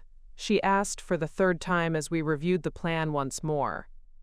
"If something goes wrong, if they suspect you're not as confused as you seem, then I'll be in the same danger I'm already in," I finished for her. "Mrs. Chen, they're planning to kill me anyway. At least this way I have some control over when and how it happens." She nodded grimly. "Michael will be monitoring everything from his van in the parking lot. If Derek tries anything physical, he'll have security here within 60 seconds. And if Derek doesn't try anything physical during the visit, then we wait." But Elizabeth, based on their email communications, Michael thinks they're planning to make their move within the next few days. The longer you stay here, the more opportunities they'll have to arrange one of their medical emergencies. I understood. The plan we had developed was essentially a race against time. Either Derek and Penelope would reveal enough of their criminal intentions during tomorrow's visit to give the FBI grounds for immediate arrest, or I would have to implement the more dangerous backup plan, one that would require me to appear to die in order to expose them. The next morning arrived gray and drizzling, as if the weather itself was acknowledging the darkness of what was about to unfold. I spent the morning in the activity room, playing my usual role of the confused but cooperative patient, while internally reviewing every detail of what was about to happen. At exactly 1:45 p.m., I positioned myself in my suite's living area, the fake documents spread out on the small dining table as if I had been struggling to understand them. Mrs. Chen had stationed herself in the hallway outside my door, ostensibly reading a magazine but actually serving as a lookout. Derek and Penelope arrived precisely on time, their faces wearing matching expressions of concerned family devotion that would have been Oscar-worthy if anyone didn't know better. Derek carried a professional-looking briefcase, while Penelope brought a small bouquet of flowers that were probably intended to reinforce their image as caring relatives. "Mom!" Penelope exclaimed, embracing me with what seemed like genuine warmth. "You look so much better. How are you feeling?" "Confused," I admitted truthfully, though not for the reasons they assumed. "These papers the staff wants me to sign, I can't make sense of any of it." Derek stepped forward, his lawyer's instincts immediately focusing on the documents. "Don't worry about that, Mrs. Whitmore. I've brought everything we need to straighten this out. Why don't we sit down and go through it all step by step?" As we settled around the small table, I noticed Derek's eyes quickly scanning the room, taking note of the layout and checking for potential witnesses. It was a subtle but professional assessment that confirmed my worst suspicions about his experience with this type of situation. "Now then," Derek said, opening his briefcase and producing a thick stack of papers, "the facility needs your signature on several documents. The first is a medical directive that gives me authority to make healthcare decisions on your behalf." "Healthcare decisions?" I asked, allowing confusion to cloud my features. "What kind of decisions?" "Well," Derek explained patiently, "things like medication changes, treatment options, emergency procedures. Since your memory has been so unreliable, it's important that someone you trust can make these choices for you. Emergency procedures. Like deciding whether to resuscitate if I had a convenient heart attack. The second document," Derek continued, "finalizes the sale of your house. The buyers are getting impatient, and we don't want to lose this opportunity. The market could change at any time." I looked at the papers he placed before me, recognizing the elegant legal formatting that had always intimidated me in the past. Now, knowing what I knew about Derek's other elderly clients, the dense paragraphs of legal language looked less like protection and more like carefully worded death sentences. "I don't understand," I said, picking up one of the documents and squinting at it as if the words wouldn't come into focus. "This says something about all my assets being transferred? Not just the house?" Penelope leaned forward, her voice taking on the patient tone one might use with a small child. "Mom, we explained this before. With your memory problems, it's not safe for you to try to manage money and property. Derek will take care of everything for you. You'll never have to worry about bills or taxes or any of that stressful stuff again. Never have to worry, because dead people don't have financial concerns." "But what if I get better?" I asked, letting a note of hope creep into my voice. "What if my memory improves? Will I be able to get my house back?" Derek and Penelope exchanged one of their meaningful glances, the kind that had become as familiar to me as breathing over the past few weeks. "Mrs. Whitmore," Derek said gently, "I think it's important that we're realistic about your prognosis. The doctors have explained that this type of brain injury rarely improves significantly. It's more likely that your condition will gradually worsen over time." Gradually worsen, unless they helped it along with one of Morrison's medical emergencies. "Now," Derek continued, placing a pen in my hand, "if you could just sign here and initial this page." I looked down at the pen in my trembling fingers, knowing that the next few minutes would determine whether Derek and Penelope would finally face justice for their crimes, or whether their killing spree would continue with other innocent victims. But as I raised the pen toward the paper, something in Derek's expression changed. His eyes narrowed slightly, and I saw a flicker of the cold calculation that I now knew was his true nature. "Actually," he said quietly, "before we proceed, there's something I need to ask you, Mrs. Whitmore.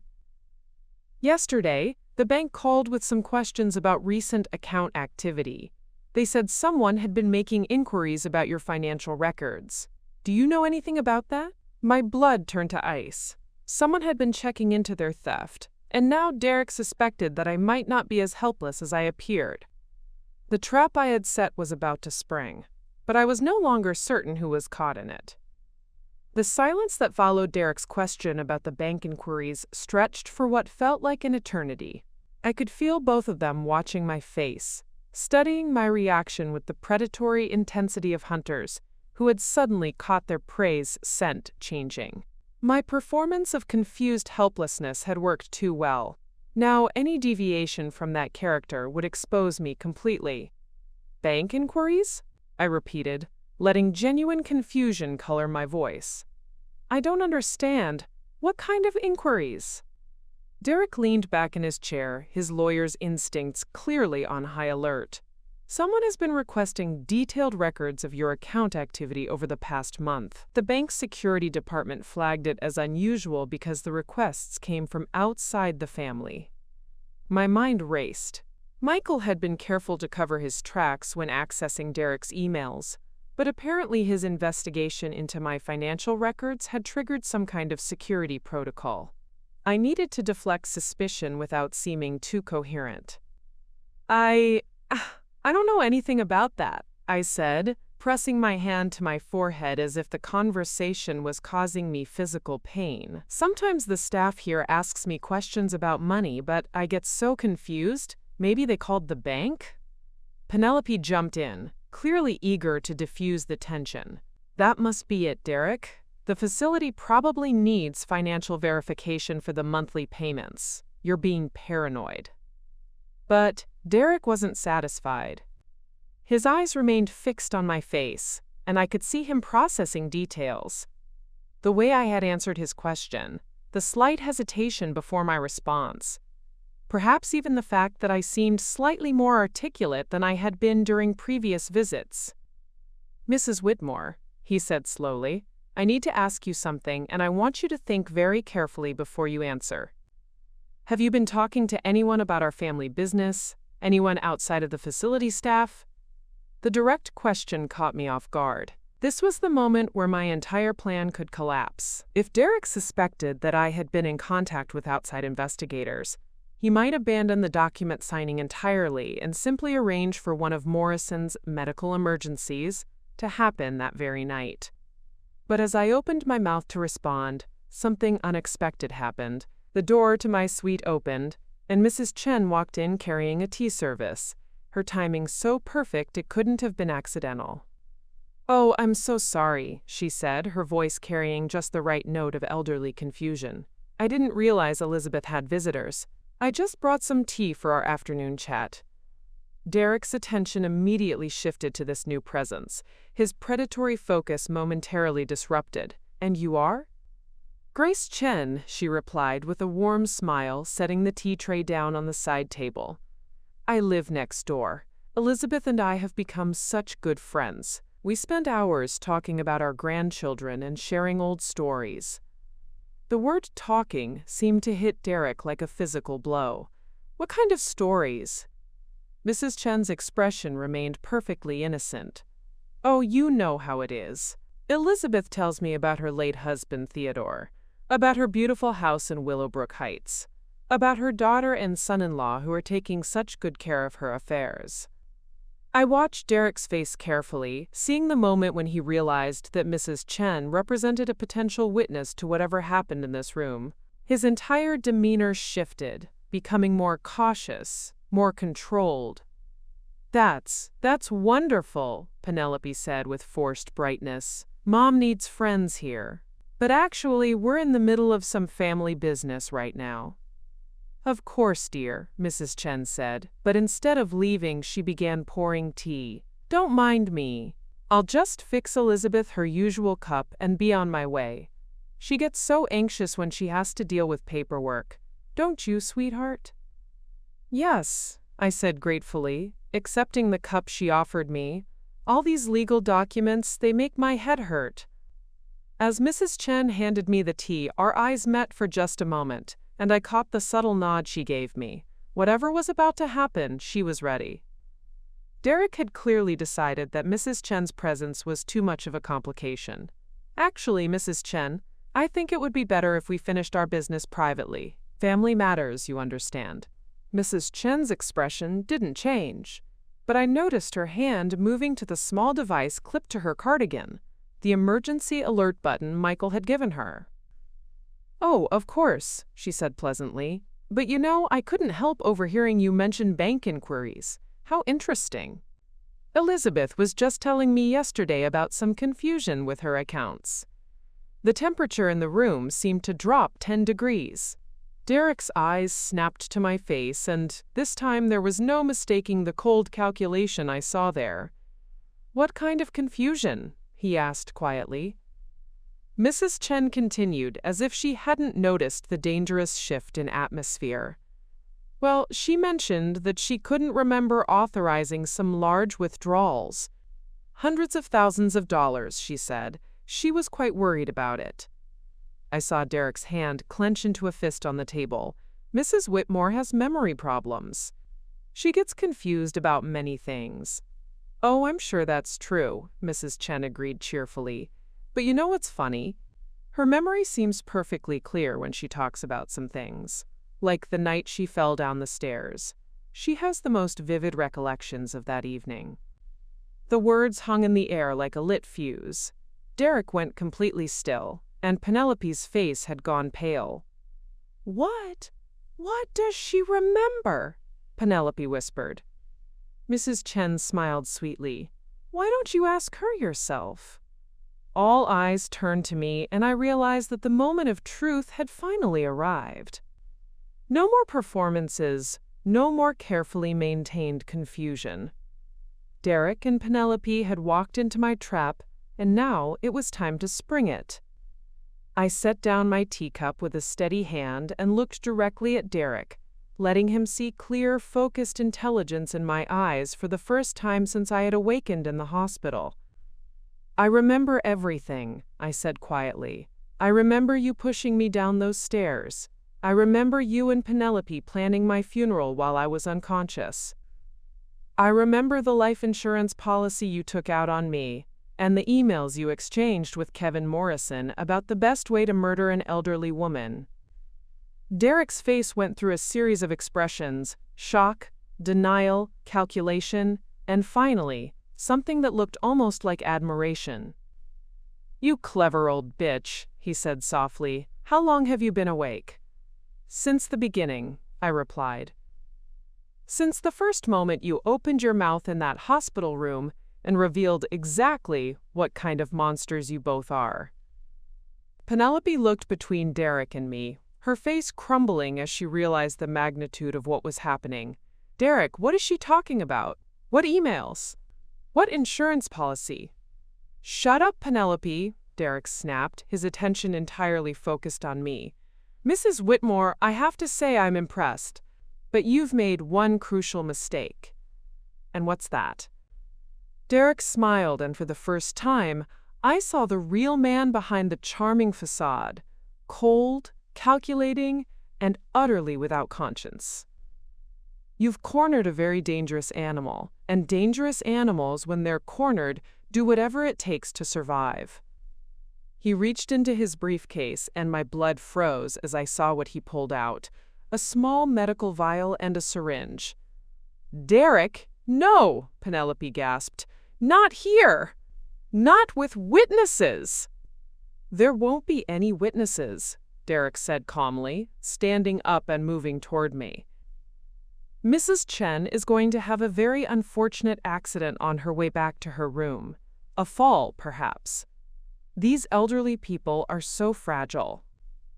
But as Derek raised the syringe, Mrs. Chen pressed the button on her emergency device, and suddenly the sound of running footsteps echoed in the hallway outside my suite.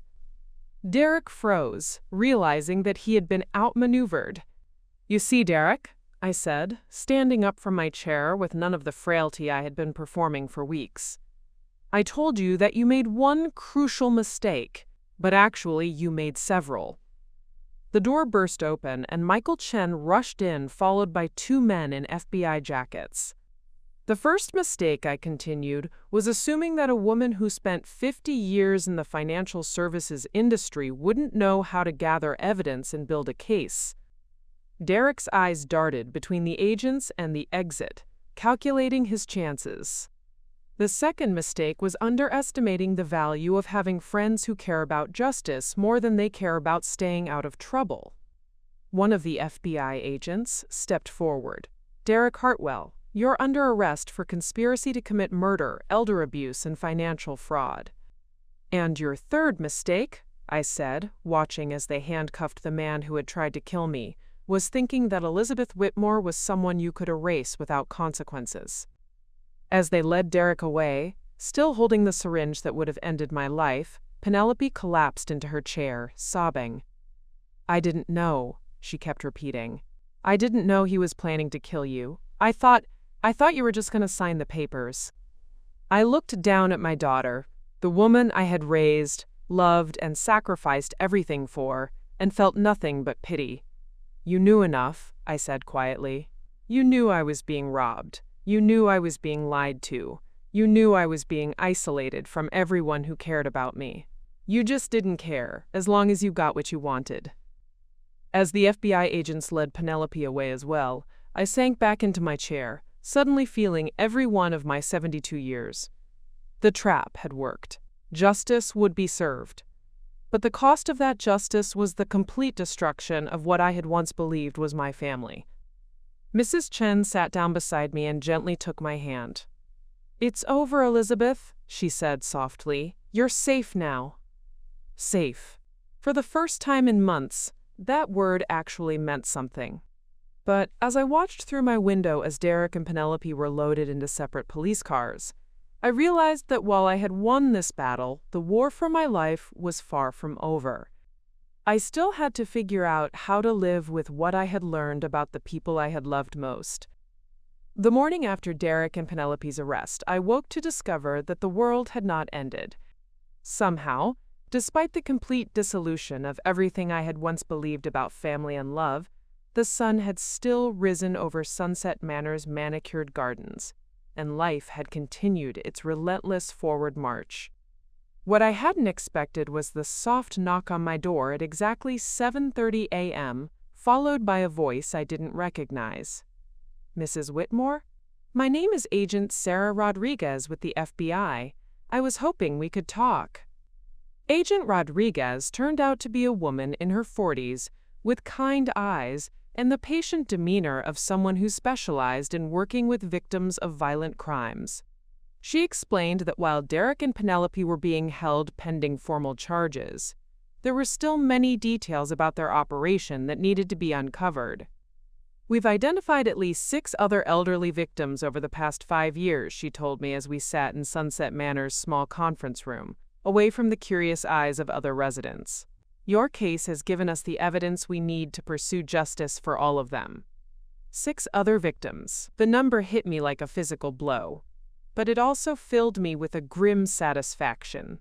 My decision to endure Derek and Penelope's trap, rather than simply escape, had prevented them from claiming more innocent lives. "What happens now?" I asked. "Well, that depends partly on you," Agent Rodriguez said gently. "Your financial assets that were stolen will be recovered, and returned, of course. The house sale will be reversed. It turns out Derek never actually had legal authority to sell it, but there's something else I wanted to discuss with you." She pulled out a photograph and placed it on the table between us. My heart nearly stopped when I saw what it showed. A beautiful golden retriever, sitting in what looked like a veterinary clinic, wearing a bright red collar. "Is that Duchess?" Agent Rodriguez confirmed with a smile. "We found her at the Willowbrook Animal Shelter yesterday evening. She was scheduled for, well, she was running out of time. But one of our agents is a dog lover, and when she heard about your case, she made some calls." Tears sprang to my eyes before I could stop them. Is she okay?" "Physically, she's fine. Emotionally, she's been through a lot. The shelter staff said she's been very depressed, not eating well, clearly grieving. But when Agent Martinez visited her yesterday and said your name, her whole demeanor changed." Agent Rodriguez reached into her bag and pulled out a small device, a phone with a video already queued up. "Agent Martinez thought you might want to see this." She pressed play, and suddenly Duchess filled the small screen, her tail wagging furiously as a woman's voice said, "Duchess, do you want to see Elizabeth? Do you want to go home to Elizabeth?" The joy on that beautiful dog's face was almost more than I could bear. After everything Derek and Penelope had taken from me, after all the lies and betrayal and calculated cruelty, here was pure, unconditional love waiting for me to claim it. "Where is she now?" I whispered. "That's what I wanted to talk to you about," Agent Rodriguez said.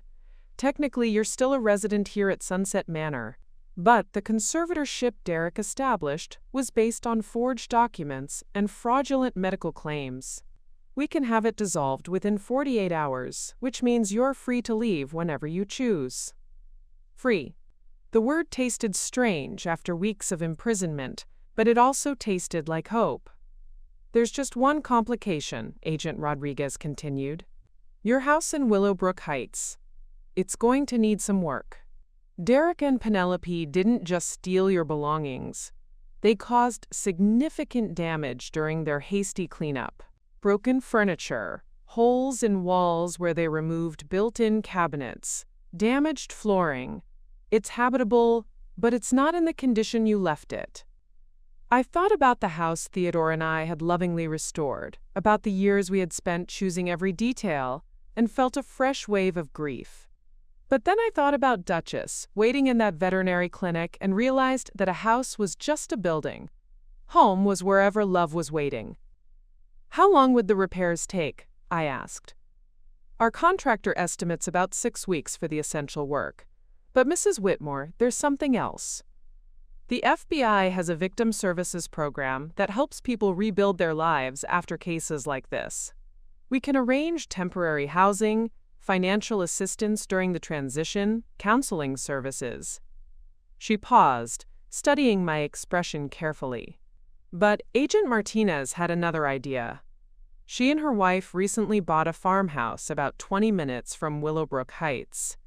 It's got plenty of space, and they've been looking for someone to house sit while they finish renovations on the main property.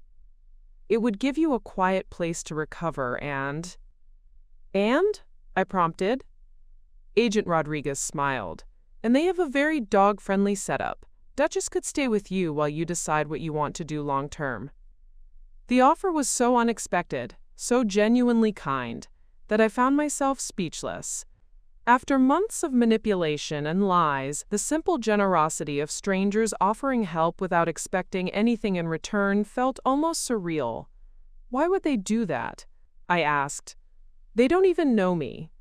Agent Martinez lost her own grandmother to a similar scam 3 years ago, Agent Rodriguez explained quietly. She wasn't able to save her grandmother, but she can help save you. Sometimes that's how healing works. We help others find their way back to the light. 2 hours later, I found myself in the passenger seat of Agent Martinez's unmarked car, driving through countryside I hadn't seen since my imprisonment began. Agent Martinez, who insisted I call her Carmen, was a woman in her 30s with laugh lines around her eyes and photos of golden retrievers taped to her dashboard. My wife Elena and I have been fostering senior dogs for about 5 years, she explained as we drove. We've learned that older dogs who've lost their families need a lot of patience and love to trust again. Kind of like people, I guess. The farmhouse turned out to be a sprawling property with wraparound porches, rolling fields, and a barn that had been converted into an art studio. Elena Martinez was a sculptor who worked primarily in reclaimed materials, creating beautiful pieces from things other people had thrown away. I like the metaphor, she told me as she showed me around the guest cottage where I would be staying. Taking something broken and finding a way to make it beautiful again. That's what healing is, don't you think? But the real magic happened when Carmen opened the back door of her car and Duchess bounded out, her entire body wiggling with excitement as she spotted me standing on the porch. She launched herself into my arms with such force that I nearly fell over, but I didn't care. For the first time in months, I was holding something that loved me without reservation, without agenda, without any expectation except that I continue to exist. She knew, Carmen said softly, watching as Duchess covered my face with kisses. The moment we said your name at the shelter, she knew she was going home. That night, as I sat on the porch of the cottage with Duchess curled up beside me, I reflected on the strange turns my life had taken. 6 weeks ago, I had been a lonely widow whose greatest joy was the occasional visit from her daughter and son-in-law. I had been so desperate for family connection that I had ignored every red flag, rationalized every cruelty, and enabled my own destruction. Now Derek and Penelope were in jail, facing decades in prison for their crimes. My house would eventually be restored, my money would be returned. But more importantly, I had discovered something I hadn't expected to find. There were still good people in the world. People like Mrs. Chen, who had risked her own safety to help a stranger. People like Michael, who had used his skills to expose injustice. People like Carmen and Elena, who had opened their home to someone they barely knew, simply because it was the right thing to do. As Duchess snored softly against my leg and fireflies began to dance in the gathering dusk, I realized that Derek and Penelope had inadvertently given me something valuable. They had stripped away all my illusions about unconditional family love, but in doing so, they had freed me to discover what real love actually looked like. Real love didn't come with conditions or hidden agendas. Real love didn't keep a running tab of what was owed. Real love didn't require you to pretend to be less than you were in order to make someone else feel important. Real love was a dog who had never stopped waiting for you to come home. Real love was strangers who helped you find your way back to yourself. And perhaps most importantly, real love was the choice to rebuild your life not around the people who had hurt you, but around the possibility that there were still beautiful things waiting to be discovered. For the first time since this nightmare began, I felt something I had almost forgotten how to feel: gratitude. Not for what had been taken from me, but for what I had been given the chance to find. 3 weeks into my stay at Carmen and Elena's farmhouse, the phone call I had been both expecting and dreading finally came. Agent Rodriguez's voice carried a mixture of satisfaction and grim finality as she delivered news that would reshape everything I thought I knew about Derek and Penelope's operation. "Elizabeth, we need to talk. Can you come into the field office this afternoon? There are some developments in the case that you need to hear about." The FBI field office in downtown Riverside turned out to be a sterile building that smelled of coffee and determination. Agent Rodriguez met me in the lobby, but her usual warm demeanor had been replaced by the focused intensity of someone who had uncovered something significant.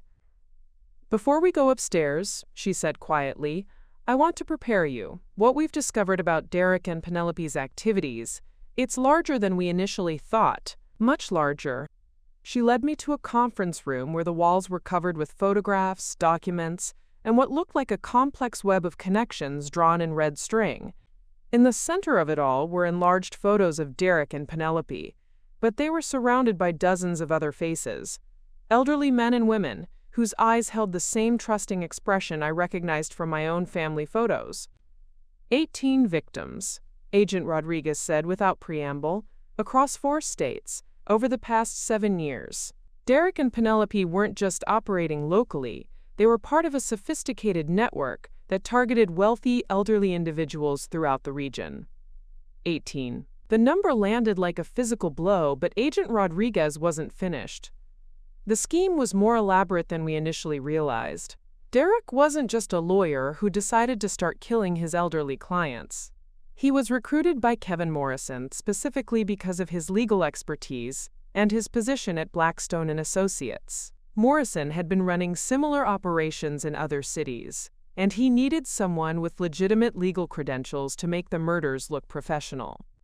She pointed to a timeline on the wall that showed a 7-year progression of deaths, each one carefully planned and executed with increasing sophistication. "The pattern was always the same," Agent Rodriguez continued.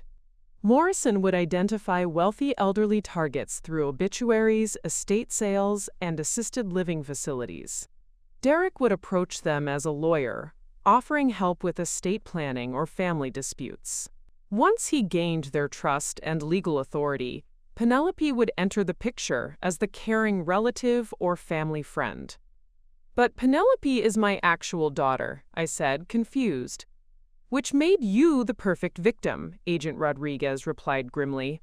"Most of their other targets were people with no close family, or family members who lived far away. But with you, they had the ultimate cover, a genuine family relationship that gave them natural access and credibility." She handed me a thick folder containing bank statements, legal documents, and correspondence that painted a picture of systematic theft and murder spanning years. The victims ranged in age from 68 to 92, and their stolen assets totaled over $14 million. "Elizabeth," Agent Rodriguez said gently, "there's something else. About Penelope." My blood went cold. "What about her?" "We've been monitoring her communication since her arrest. She's been trying to make a deal with the prosecutor's office, claiming she was an unwilling participant who was coerced by Derek. But yesterday, we intercepted a conversation she had with her cellmate." Agent Rodriguez pressed play on a small recording device, and Penelope's voice filled the room. Not the tearful, remorseful tone she had used during her arrest, but something cold and calculating that I barely recognized. "The old bitch was supposed to die in that first fall," Penelope was saying. "Derek promised me it would look like an accident, quick and clean. But she had to survive and complicate everything. If she hadn't been so damn stubborn about staying alive, we'd be in Malibu right now instead of stuck in this place." The voice on the recording paused, then continued with a bitterness that made my chest tighten. "You know what the funny thing is? She actually believed I loved her. 43 years of playing the devoted daughter, and she never once suspected that I was counting the days until she'd be worth more to me dead than alive." Derek and I started planning this the day after Daddy's funeral. We knew she'd be vulnerable, grateful for any attention. My hands began to tremble as I listened to my daughter, the child I had carried for 9 months, raised from infancy, sacrificed everything, for describe decades of calculated deception with the casual indifference of someone discussing the weather. The best part was how easy it was to manipulate her, Penelope continued. Every time I needed money, all I had to do was cry a little, talk about how hard marriage was, how expensive everything had become. She'd hand over thousands without even asking questions. It was like having a personal bank that never required collateral. Agent Rodriguez stopped the recording. There's more, but I think you've heard enough to understand. Penelope wasn't a victim of Derek's manipulation. She was a full partner in the operation from the beginning. The room spun around me as the full magnitude of the betrayal sank in. It wasn't just that Penelope had been willing to steal from me, or even that she had been complicit in Derek's murder attempt. It was that our entire relationship, every holiday dinner, every birthday call, every moment of shared laughter or tears, had been a performance designed to keep me compliant until they were ready to collect their final payout. "How long?" I whispered. "How long has she been planning this?" Agent Rodriguez consulted her notes. "Based on the evidence we've gathered, we believe Penelope began seriously considering your death as a financial opportunity within 6 months of your husband's funeral. She introduced Derek to Morrison's network about 18 months later, and they've been actively planning your murder for approximately 2 years. 2 years. While I had been grieving Theodore's death, and grateful for any sign of love from my remaining family, Penelope had been calculating the most profitable way to eliminate me.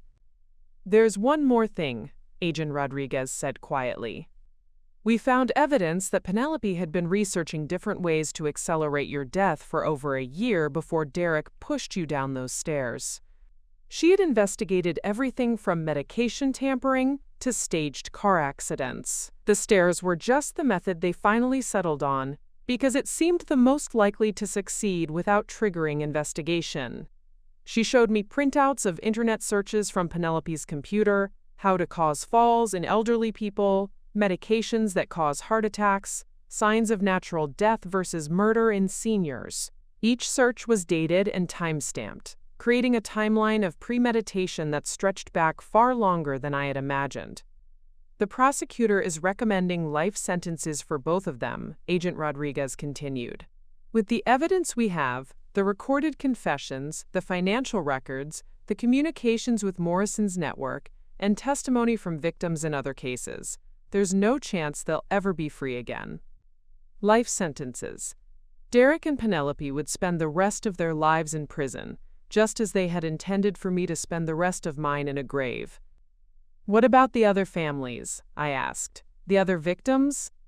That's actually why I called you in today, Agent Rodriguez said. Several of the other victims' families have reached out. They want to meet with you, to thank you for having the courage to expose this operation, and to talk about how to prevent this from happening to other elderly people. She handed me a letter written on cream-colored stationery in careful handwriting. Dear Mrs. Whitmore, my name is Helen Morrison, and my father was one of Derek Hartwell's earlier victims. Because of your bravery, my family finally has answers about what happened to him. We know now that he didn't die alone and confused in that nursing home. He died fighting against people who had stolen his dignity along with his money. We can never thank you enough for giving us the truth. If you're willing, we would like to meet with you to discuss creating a foundation in our parents' names to protect other elderly people from these predators. With deepest gratitude, Helen Morrison. Similar letters had come from families across 4 states, children and grandchildren who had spent years wondering why their loved ones had died under suspicious circumstances, finally given answers and closure through the evidence my case had provided. They want to create something positive from this tragedy, Agent Rodriguez explained. A foundation that would provide education about elder abuse, legal assistance for victims, and advocacy for stronger protections. They've asked if you'd consider being involved. I looked at the letters spread across the conference table. Testimonies from families who had been shattered by the same evil that had nearly destroyed me. and felt something shift inside my chest. For months, I had been focused on my own survival, my own justice, my own healing. But now I could see a larger purpose emerging from the wreckage of my old life. Derek and Penelope had tried to erase Elizabeth Whitmore because they saw her as nothing more than a source of money. But in their failure, they had accidentally created something they never could have anticipated: a survivor with the knowledge, resources, and determination to ensure that their crimes would never be repeated. As I looked at those letters from grieving families, I realized that my new life wasn't just about healing from what had been done to me. It was about making sure that what had been done to me would never happen to anyone else. The complete unraveling of Derek and Penelope's operation had revealed the full scope of their evil, but it had also revealed something else: the power of truth to transform victims into advocates, and survivors into protectors. They had tried to write my ending. Instead, they had given me the beginning of a new story, one where Elizabeth Whitmore would become exactly what they had never wanted her to be: a voice that could not be silenced. 6 months after that final meeting at the FBI field office, I stood in the restored kitchen of my Willowbrook Heights home, watching the morning light stream through windows that had been carefully repaired and polished until they gleamed. The house looked almost exactly as it had before Derek and Penelope's destructive rampage, but somehow it felt completely different. It was no longer a mausoleum of memories. It had become a living space again, filled with new purpose and unexpected joy. Duchess padded into the kitchen, her golden coat shining with health and contentment, carrying her favorite tennis ball in her mouth. At 13, she had settled into a comfortable routine that involved morning walks through the neighborhood, afternoon naps in the sunroom, and evening sessions where she served as the unofficial therapy dog for visitors to what had become the Elizabeth Whitmore Foundation offices, housed in Theodore's former study. The foundation had exceeded everyone's expectations. What began as a simple desire to prevent other families from suffering as Derek and Penelope's victims had suffered, had grown into a comprehensive organization that provided legal assistance, educational resources, and advocacy services for elderly abuse victims across the country. We had prevented at least 12 elder abuse schemes in our first 6 months of operation, and our hotline received calls from concerned family members, worried neighbors, and elderly people themselves who sensed something wasn't right about their financial situations. The most rewarding part of the work was watching other survivors reclaim their voices and their power. Helen Morrison, whose father had been one of Derek's earlier victims, had become our most effective public speaker, traveling to senior centers and community groups to educate people about the warning signs of financial predators. Robert Chen, Mrs. Chen's nephew and Michael's cousin, had joined our board after completing his law degree, bringing both legal expertise and a personal understanding of how these crimes destroyed families. Mrs. Chen herself had become an unofficial grandmother figure to our entire operation, using her network of friends at various senior living facilities to identify potential threats and vulnerable residents. She split her time between the foundation offices and a small apartment she had rented just 3 blocks from my house, claiming that she needed to keep an eye on me to make sure I didn't work too many hours. The legal proceedings had concluded with a satisfaction that felt almost surreal after the months of uncertainty and fear. Derek had been sentenced to life without parole for murder, conspiracy, and financial fraud. Kevin Morrison received a similar sentence for his role in orchestrating the network that had killed so many innocent people. The other members of their organization, lawyers, funeral directors, and assisted living facility staff who had participated in the scheme, received sentences ranging from 15 to 30 years. Penelope's sentencing had been the most difficult day of the entire process. As I sat in the courtroom watching the woman I had raised receive a life sentence for her role in attempting to murder me, I felt not triumph, but a profound sadness for the person she might have been if she had chosen differently. Her final statement to the court had been a masterpiece of self-pity and deflection, blaming Derek for corrupting her, blaming society for making her feel financially pressured, blaming everyone except herself for the choices she had made. She never apologized to me. Not once during the entire legal process did she acknowledge the pain she had caused or express any genuine remorse for her actions. In her mind, she remained the victim of circumstances beyond her control. I had stopped visiting her in prison after the third attempt, when it became clear that she was using our meetings to try to manipulate me into advocating for a reduced sentence. The last thing she said to me was, "Mom, you know I still love you, right? This whole thing was just business. It wasn't personal." Just business. 43 years of motherhood, reduced to a business transaction that hadn't gone according to plan. But today was not a day for dwelling on Penelope's failures or Derek's evil. Today was a celebration, the Foundation's first annual gala, being held in the ballroom of the Grandview Country Club, where Penelope and Derek had once celebrated their wedding with my money. The irony was not lost on me, but it felt appropriate somehow. The place where they had begun their elaborate deception was now hosting an event dedicated to preventing others from suffering similar betrayals. Carmen and Elena had driven up from their farmhouse for the event, bringing with them 3 senior dogs they had recently rescued from situations involving deceased elderly owners whose families had abandoned their pets. The dogs would be available for adoption by Foundation supporters who understood that sometimes the most loyal family members were the ones who walked on 4 legs. Agent Rodriguez attended in an off-duty capacity, having become something of a friend over the months of legal proceedings. She brought her teenage daughter, who was considering a career in law enforcement after witnessing her mother's dedication to seeking justice for vulnerable victims. The evening's keynote speaker was Dr. Amanda Stevens, a gerontologist who had studied financial elder abuse for decades. Her presentation about the psychological tactics used by predators like Derek and Penelope was both educational and empowering, giving audience members concrete tools for protecting themselves and their loved ones.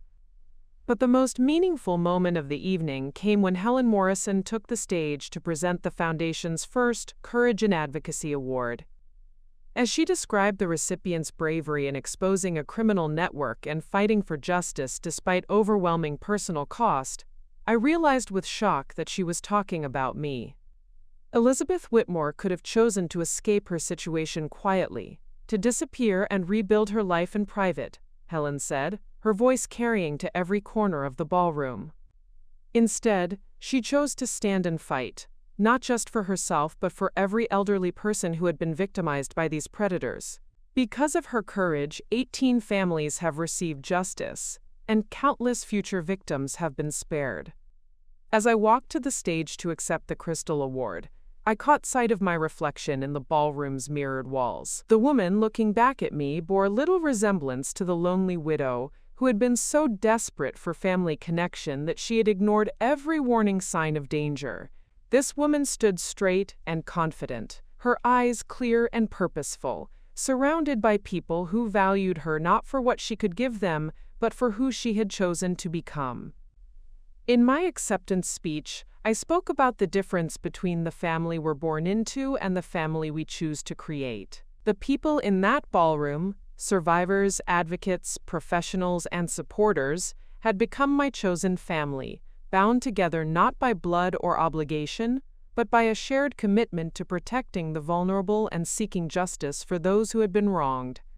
After the gala ended and the last guests had departed, I found myself back in my kitchen with Duchess, sorting through the evening's donation cards and contact information from people who wanted to volunteer with the Foundation. The numbers were staggering.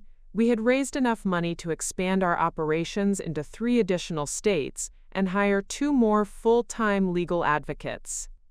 As I prepared for bed that night, I reflected on the strange journey that had brought me to this point. Derek and Penelope had tried to erase Elizabeth Whitmore because they saw her as nothing more than an obstacle to their financial goals. In their spectacular failure, they had accidentally created something far more powerful than they could have imagined, a woman who had lost everything that could be taken from her and discovered that what remained was more than enough. I still miss Theodore every day. I still felt grief for the daughter I thought I had loved and the family I thought I had belonged to. But I no longer felt empty or purposeless. My life had meaning again, but it was meaning I had chosen, rather than meaning that had been imposed on me by others' expectations. The last thing I did before turning off the lights was to check the Foundation's emergency hotline voicemail. There were 3 new messages from elderly people who had questions about suspicious behavior from family members or caregivers. Tomorrow, I would personally return each of those calls and ensure that those people received the help and protection they needed. Derek and Penelope had taught me that evil existed in the world, sometimes wearing the faces of people we trusted most. But in fighting against that evil, I had learned something even more important. Good also existed, often in unexpected places, and through the kindness of strangers who chose to care about justice more than they cared about avoiding inconvenience. As Duchess settled onto her bed beside mine and the house grew quiet around us, I smiled in the darkness. Tomorrow would bring new challenges, new people to help, new opportunities to transform pain into purpose. Elizabeth Whitmore had indeed disappeared that day. Derek pushed her down the stairs. In her place had risen someone stronger, wiser, and infinitely more dangerous to those who preyed on the innocent. Someone who would spend the rest of her life making sure that what had happened to her would never happen to anyone else. Someone who had learned that the best revenge against those who try to erase you is to live so fully and purposefully that your existence becomes a beacon of hope for others. The woman who went to sleep that night was not the same woman who had awakened in that hospital bed 6 months earlier. She was someone entirely new. Someone who had chosen to rise. Up next, you've got 2 more standout stories right on your screen. If this one hit the mark, you won't want to pass these up. Just click and check them out.